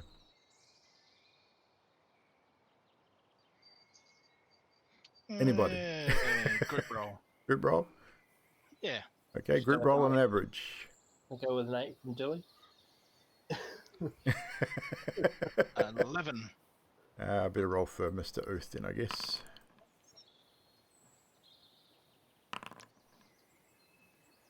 Uth gets a 10, so we've got a 11, a 13, a 10, and what was Dilly's? 17. Ooh, nice. Dilly brings that average up. Dilly 17 will give you what you need to if you're not playing trash. Well, he's rolling his D20 over there, so we could probably do that actually. Let's see what you would have got if that was an 11 your roll. Pretty much the same as what I got. So it would have been a 12 instead of a 10.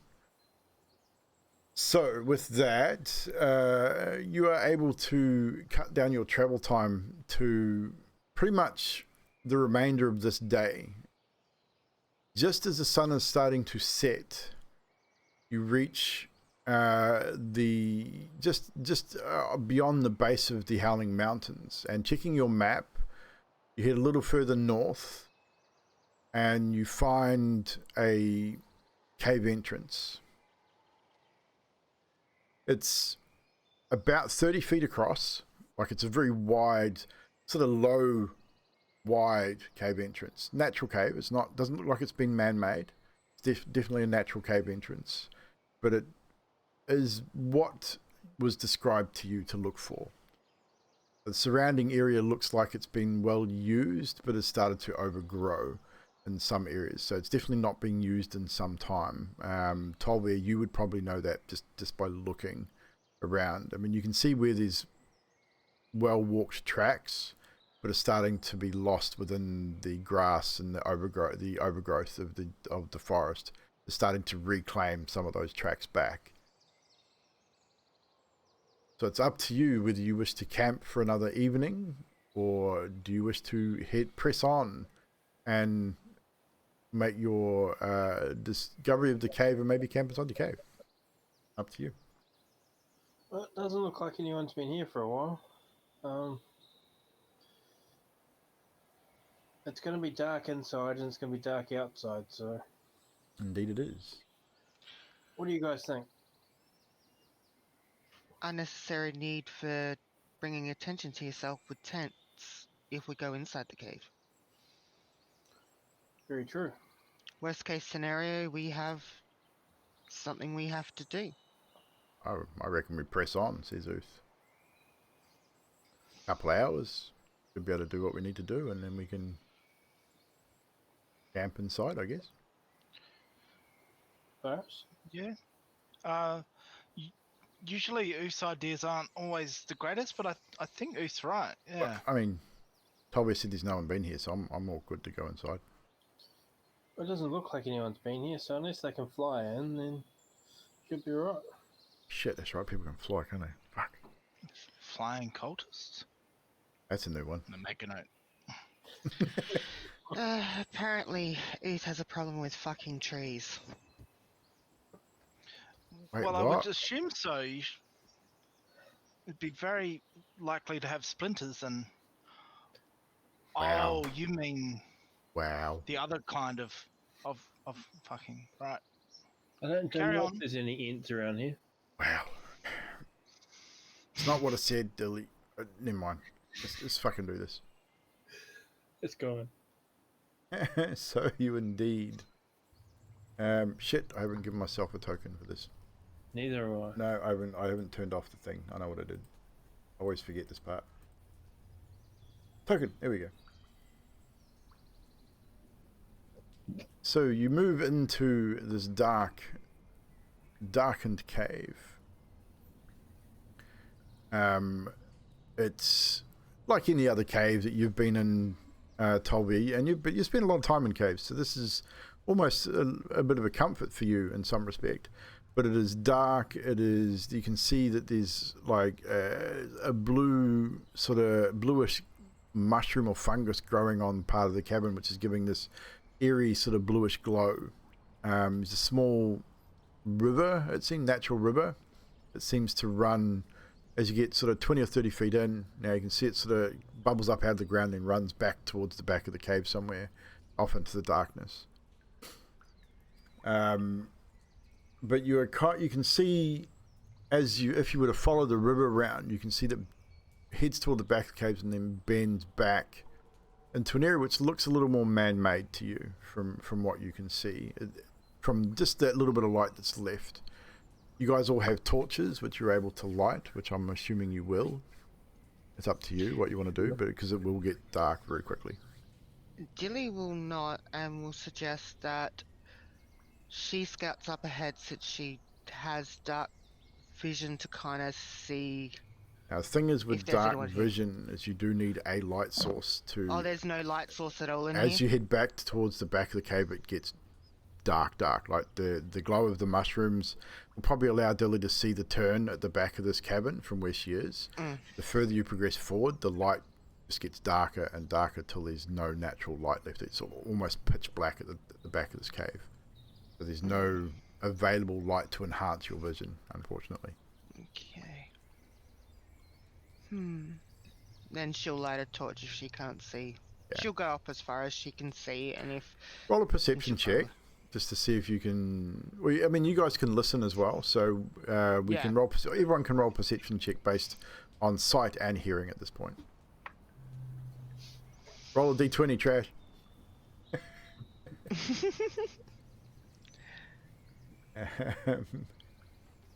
Looking at +1 for Uth. So, 17 for Dilly. 16 for Toby. Okay, and Various? 4. I Ooh, think that's yeah, good. 4, yeah. Yep. Sorry. And 5 from Uth. So,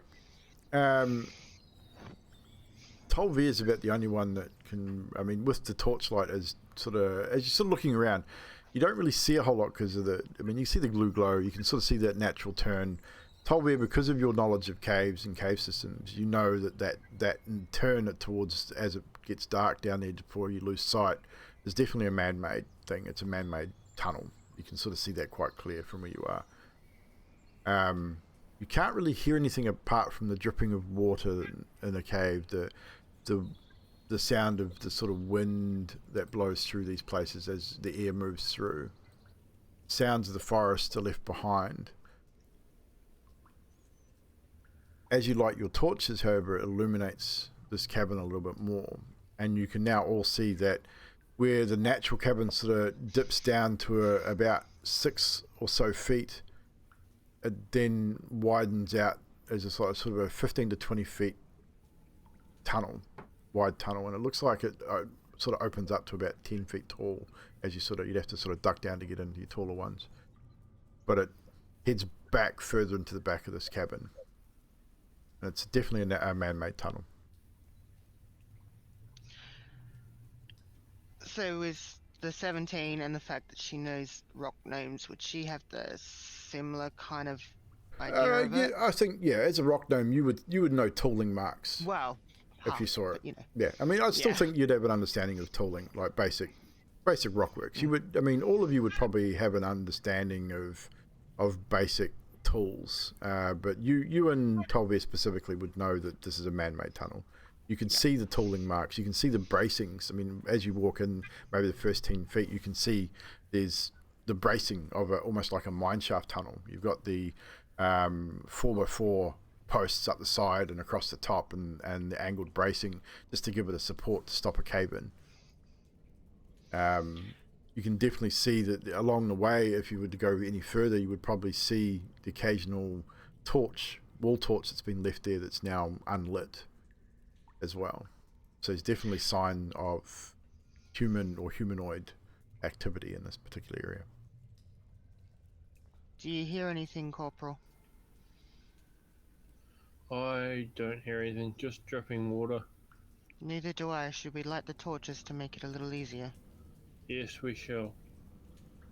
So I'll light one side of the wall, because I can probably... Yeah, I mean, you'd be able to reach up. I'd think I mean, it would be a bit of a stretch, but I mean, between all of you, you'd be able to light a torch.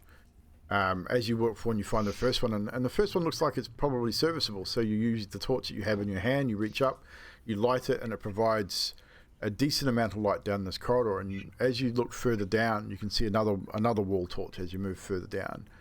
Still not hearing anything. There's nothing. You can't hear voices, or anything like that at this stage. But you do see a slight turn in this passageway, probably about 40 or 50 feet up ahead. It turns and veers off to the right. As we start to move forward, Dilly's going to make one of her daggers easily accessible so she can throw it off if something Duly noted. surprises her. Duly noted. Anyone else doing anything to prepare just in case? As things do start to get a little eerie. Various will grab his bow out and have it in his hand ready in case something Are you going to knock an arrow, or are you just going to have your bow at the ready? I'm just going to have my bow at the ready for now. Tolvier? Tolvier would have his axe out. Yeah, I think Uth would probably have his rapiers drawn as well. He'd be feeling a little uneasy as well. Tolvier would say, okay, I'll take the front. Dilly, you can see in the dark, so you can follow behind me. Various in the middle and Uth at the back.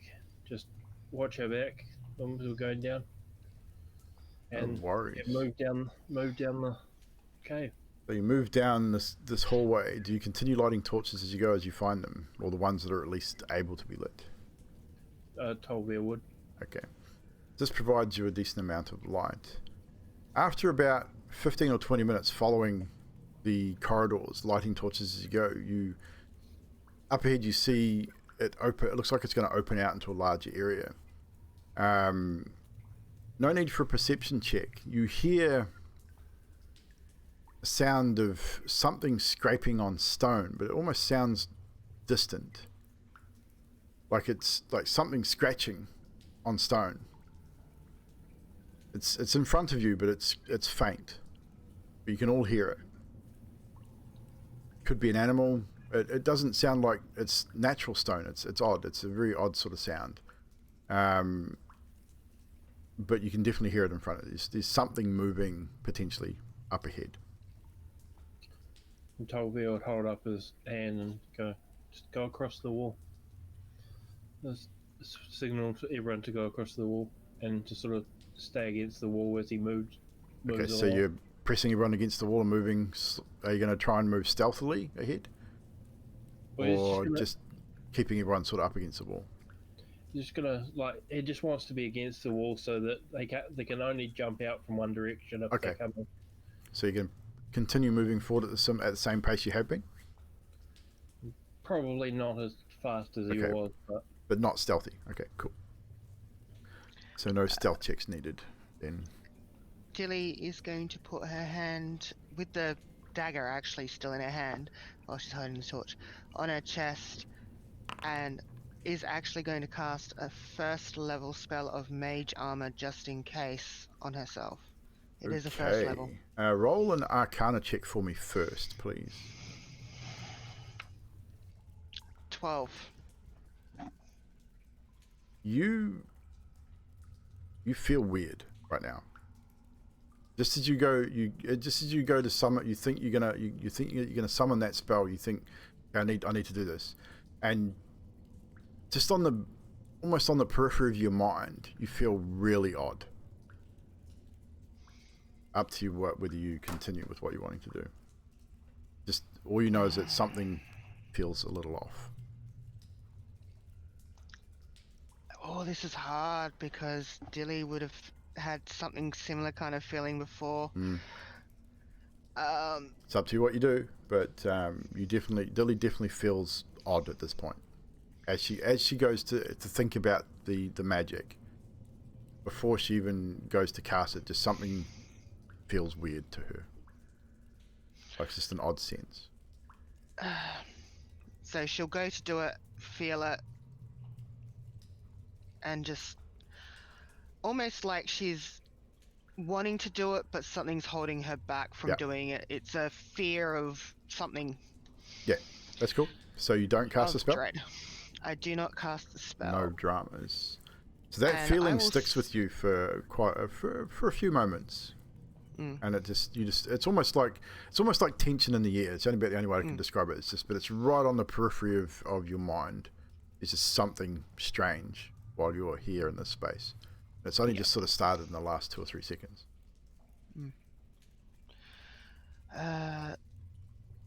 Varys,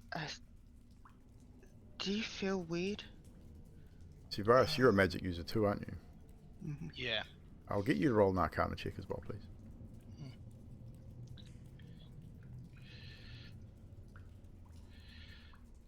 7. Yeah, no, you feel pretty good. You don't really feel anything. I feel like maybe I should put an arrow in this bow, perhaps with the scratching, and it will like slide a arrow down and knock the arrow. I'm trying to think what Uth can do here. Let's check this sheet. Got that one. Yeah, cool.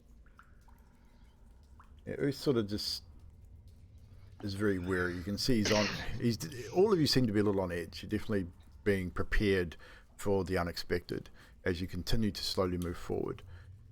Now, with your torches, the torchlight you can get, you now find yourselves in a more open area. This is very man-made. The roof stretches out to about 15 to 16 feet in quite of a dome sort of shape, and this whole room is probably about 70 feet across from side to side. Like your torchlight probably doesn't reach the sides. It's sort of lost in darkness around the edges. But if you move around that first part, you'll find another standing torch. Like this is it's cobweb covered.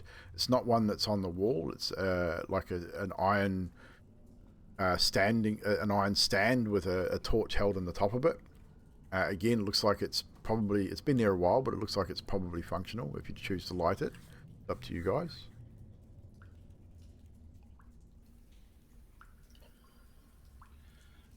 I mean, I feel like it's probably better we can see what's coming. That's a good idea. I'll light it. You light it? Before he does it, she's gonna remember Fire Abbott's Guide to Surviving Traps and see if she can think of anything that could possibly go wrong in that position. So you're going to search for traps, or are you just going to roll intelligence check? If you look, sort of thinking back to the book, roll intelligence. Are you going to stop Tolvir from are you going to stop him from lighting it, or are you just going to... I'd hold his hand for a sec, so I'd put my hand there as if to hold it, as in hold. It's up to him if he still goes for it, even when I've got my hand so there. Dilly reaches out and grabs your hand as you move forward with the torch. Sweet, Tolvir would stop. That is a 12. 12. You haven't read anything about torches specifically, but you've not struck anything leading up this hallway, and from what you've read, I would say that Dilly would, I think Dilly would have thought, if anything, if there was going to be a trap anywhere, it would have been in that hallway leading into this room. But you're not, I mean, you know, your knowledge of the arcane, you know of arcane traps, and they can sometimes be put on, they can be put on anything, but you didn't read anything specific about torches. Yeah, So I will just tell Torva to be wary and alert, and Dilly will be wary and alert. No worries. Do you continue to light the torch? With this concern, it would say, okay, you guys move back. Just go back 5 or 10 feet. Once they're back 5 or 10 feet, then head light it. Okay. So you light the torch. It kind of sparks and sputters. It takes you a little bit by surprise, but on sort of second glance, you can see it's not actually a wrapped torch like the ones you guys carry. It's more of a almost looks like more of a chemical-based torch.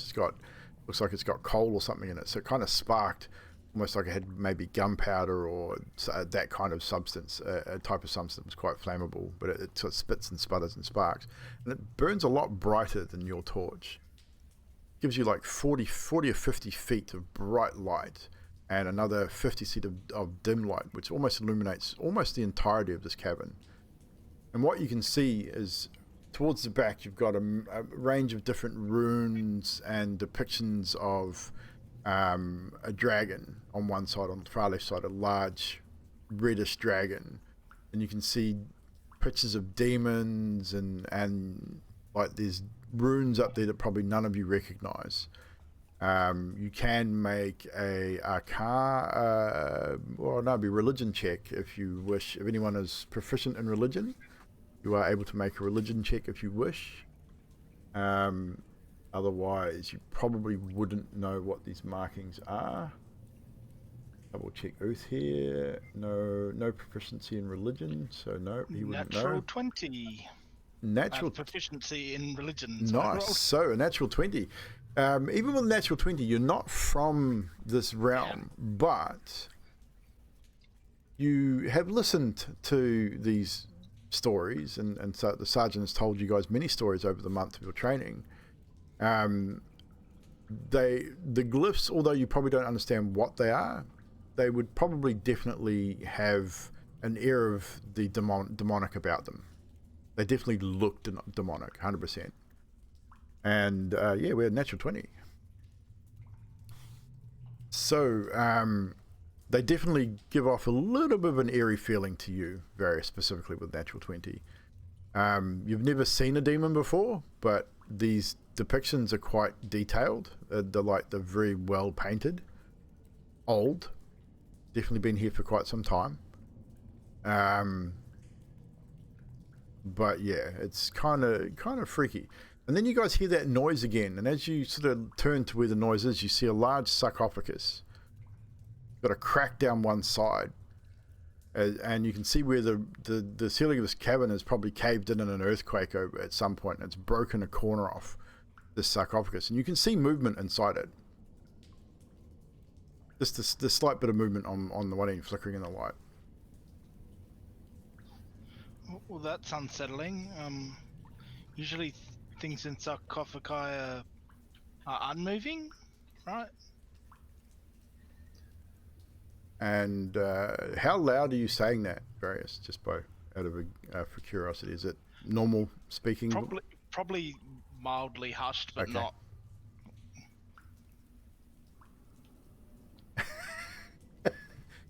What are you guys doing? Dilly, if she's would you have said it loud enough for everybody else to hear? I'd say you guys are fairly grouped-ish. You're within 5 or 10 feet of each other, so yeah, loud enough for everyone to hear. Dilly will be walking up to it, checking for traps with her dagger in hand to immediately attack if she needs to. Okay, walking up to the sarcophagus? Yeah, slowly checking for traps. So are you checking for traps on the floor leading up to it or on the sarcophagus itself? Floor and the sarcophagus, okay, so floor first. Floor first. So roll a investigation for me, please. That damn 8. 9. As far as you're aware, so far nothing's happened. You've managed to traverse the sort of 30 or so feet to where the sarcophagus is. Now that you're close enough to it with the light that you have behind you, you can sort of see the movement, and it looks like a foot. Smallish foot, but it's a foot. You can sort of see it, and it's sort of wriggling, and it's almost now that you're close enough, you can hear it almost like it's steel on rock. It's a scraping of metal against rock, and it's not like moving frantically. It's not like kicking or anything like that, but there's definitely something in there, and it's definitely alive. Maybe, you're not sure. Dilly is going to wave them over and go up to the sarcophagus to check if there's any traps on the sarcophagus. Okay, another investigation. 12. As you sort of slowly work your way around this thing, as you wave everyone else over and sort of point to the movement in this corner, it's only a small crack, so you can sort of just see the movement and sort of make out the shape of a foot. You move around slowly, and as far as you can tell, it doesn't look like there's any kind of mechanism or anything like that on this thing. Do you think maybe they summoned one of those things on the wall and they left it in this sarcophagus, maybe? Because they don't look very friendly. Either way, this is either evidence or a member. We should probably look at finding a way to take it back.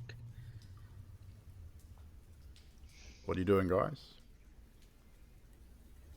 So I am waiting for Corporal to make the decision, because it's his decision. I'm going to give you guys 30 seconds before something may or may not happen. Tolville would say, alright, we should probably check for traps and then see what it is. And because he probably doesn't know what you've just done. Alright, so you wish to open it, Corporal? Maybe we should try and communicate first. Okay, and Various will go up to it and be like, hello, are you trapped in there, or perhaps a cultist of some kind? You do hear something, but not a voice. It's just more sort of scraping. Almost like fingernails on a coffin lid, but on concrete, metal against concrete. You sort of hear them scraping from the inside. It's kind of unsettling.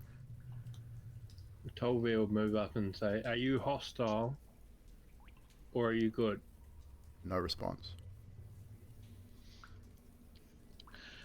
Corporal, I will open this if you can grab if it is hostile. Maybe I should open it and then you guys be ready to attack.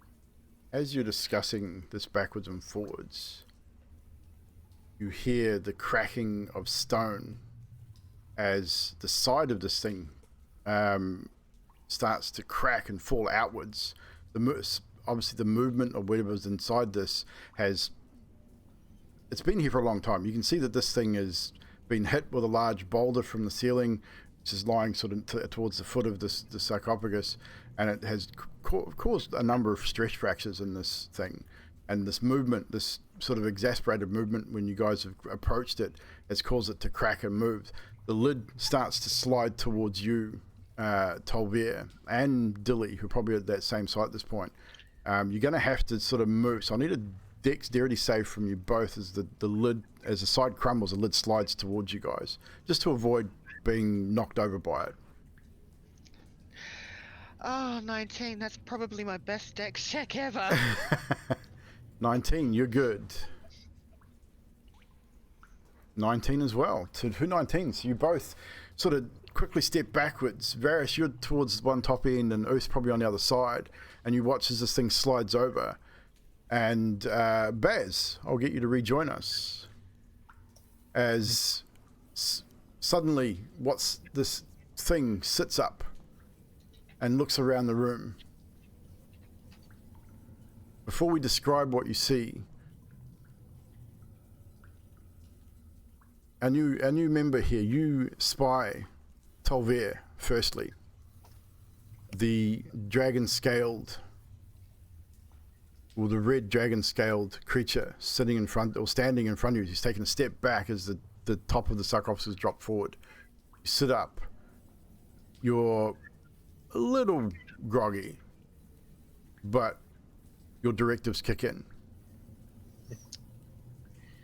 Directive 8. Scanning. Attack mode. And you'll see, I guess I can describe what they see. Describe what you see now. So you guys see a mechanical creature, very round, smooth head. Two gear-like eyes. One highlights a red illumination. There's leather pauldrons on its shoulders, and as it steps out of the sarcophagus, and I say steps loosely, it leaps out of the sarcophagus into the air. It has metal parts under leather parts and ball joints for sort of hips and elbows. It is rusting badly, and a lot of the leather is falling off. There's the smell of disgusting old mold. From its wrist area, 2 small hooked blades flick out, and he says, "Danger!" Drops to the ground in front of Tolvir and says, "Enemies among us. Directive 8, comply." And then...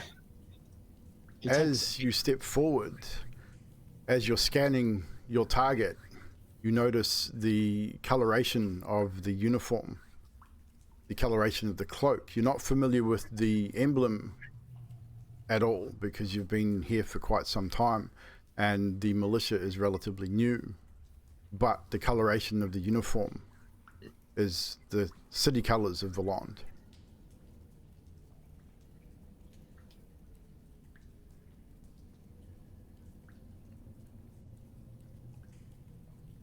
I think you're muted. I think you might have been muted. I think you might have muted yourself. I am too. You did. Sorry. I look to my pauldrons, see the markings of private that are wasting away on my leather pauldrons. Yep. Look at the others. I see the corporal. You do. You see the corporal emblem. You see the private first class pin on the Dilly. Smaller of the creatures. I immediately, the weapons fold away and I say, "Malfunction, prime directives in direct opposition." And then I move towards Dilly and I say, "Private first class, I am Private Evlve, designation 426. You have a imposter among you." Do I see the private on him?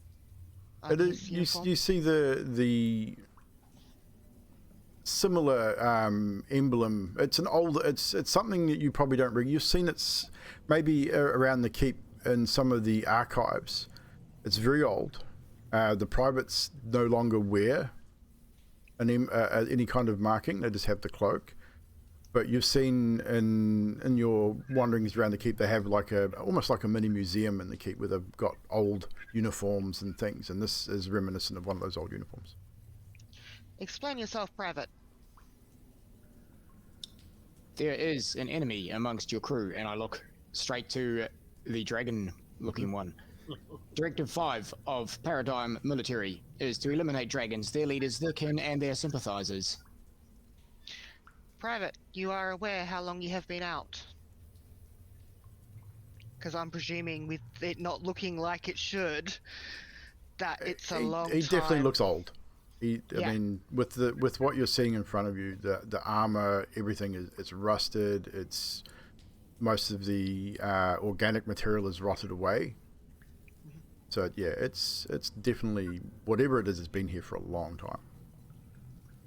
Malfunction. I have had no day-night viewing for a long time.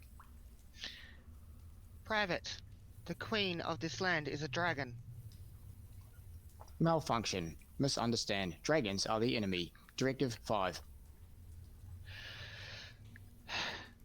Private. And she's like, "What the hell do I do? I wasn't born here." Permission to murder the dragon. Permission denied. Permission denied. Request denied. Passive mode active. And the red light on his eye, back to white. You would also revert to an older underlying directive, LV, as well. Upon potential malfunction, your prime directive is to be returned to the Mage's Tower for repair. I'll say that out loud. This unit must be returned to Valon for repair. Noted. Private. And I'll look towards Tolver and go, "Corporal?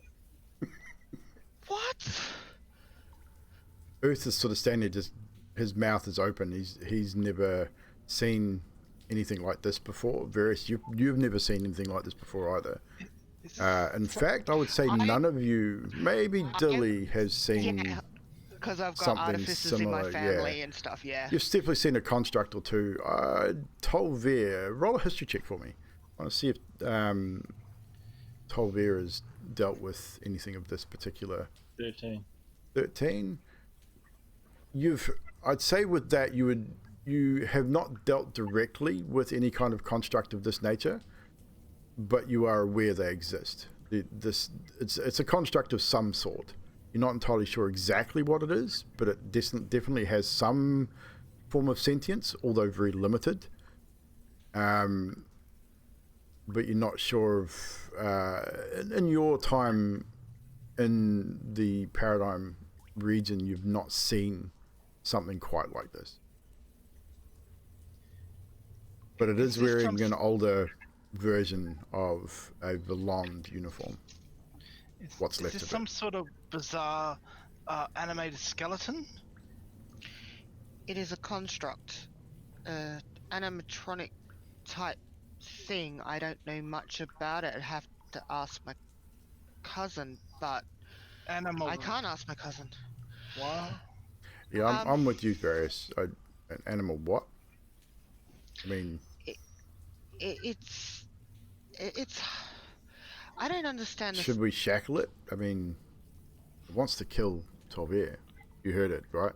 I wasn't dreaming. Hold on. I agree. Private LV. And I'm trying to say the name because I can't remember the whole That's right. numbers and Yeah, everything. I think LV will probably work. We'll find out. This unit responds.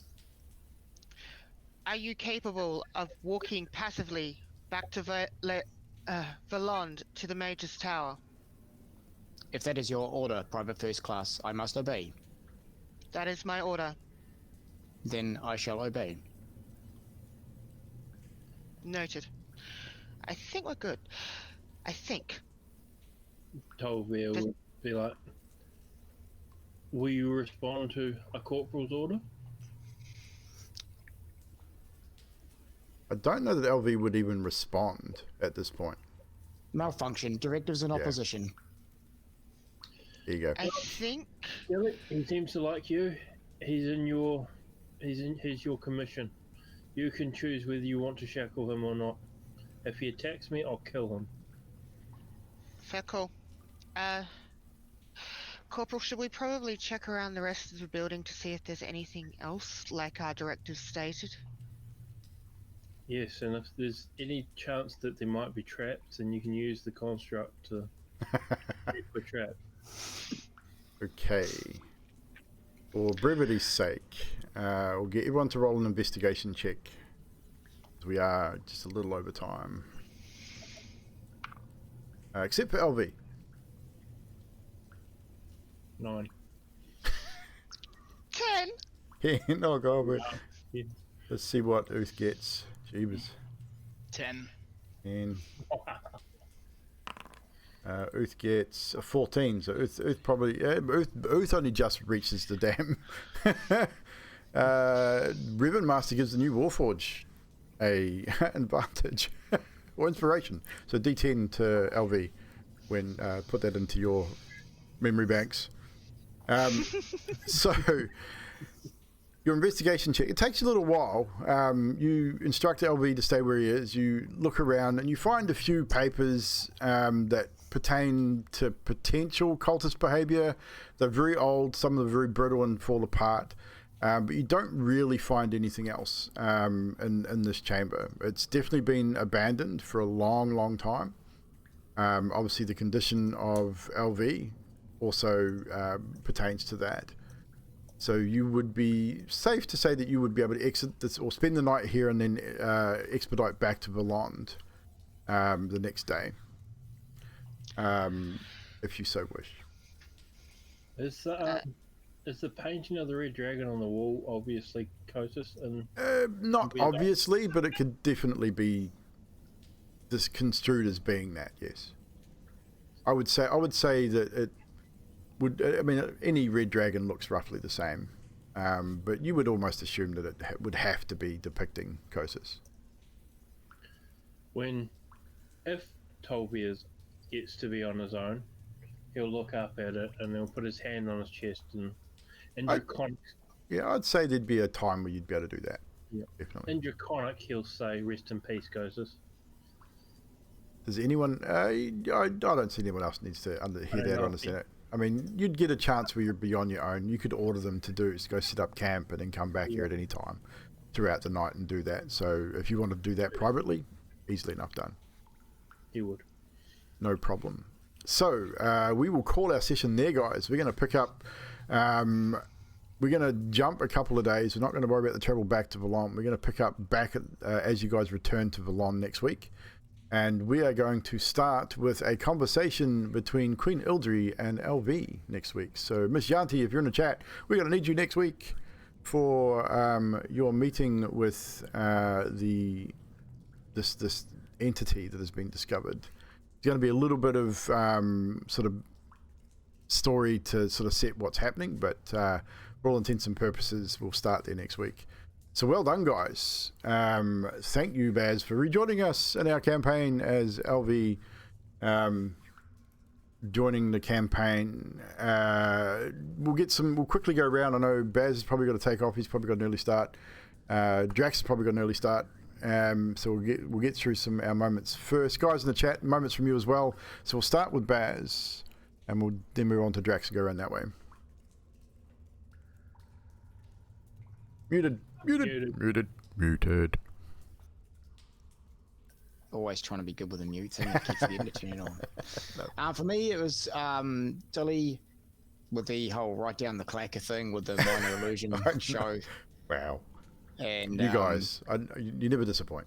And I'm going to leave it at that because that's, leave for the rest. No worries. Drax. Yeah, that's what I would have gone for as well. It seems like the moment that most people enjoyed. The whole thing with the trader is just sort of like, I'm sure the others will want to trade, but in general, I don't. Hey, well, So- you're the corporal. You could have said, nope, we're good. Be on your way. It's up to you. I mean, that's your prerogative as a I'm going to ask corporal. a one-sided question, which will say, "No, you can't do that here." And ask about a book for hunting dragons. Hey, well, Which, I mean, if it had it, I would have been like, "Oh, okay. Yeah, all right. Hey, the interaction was pretty good. I enjoyed it. But yeah, I don't know. Oh, in case anyone else wanted to buy shit, and apparently did. No dramas. Miss Diller. I had to. One is obviously LV coming in and going straight for Dilly because the corporal's a dragon. And Dilly's like, huh? The other one was the interest that Various had with the flora and fauna. I thought that was really interesting, him wanting to learn about it and saying it was dry. I mean, I was a little hurt by that. I mean, it's my book, man. But we'll roll with that. And Various. I like the discussion about what cultists are and about that sort of discussion about what's evil and how it's about perspective.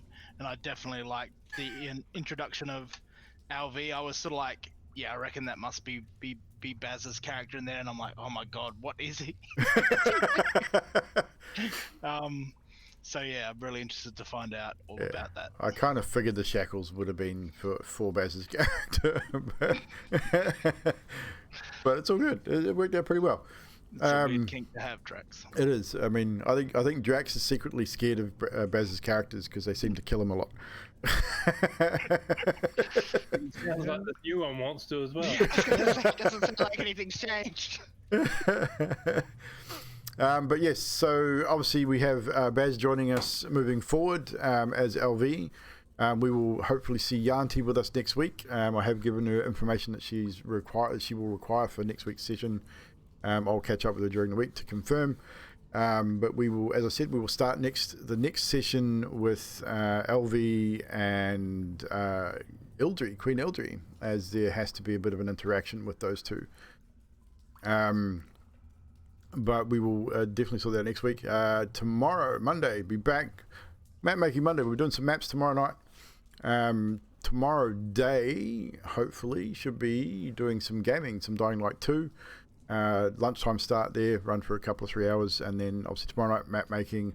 Tuesday I will be over on Yardi's channel. We're doing some Call of Cthulhu over there. We're starting a story over there. That'll be very, very cool.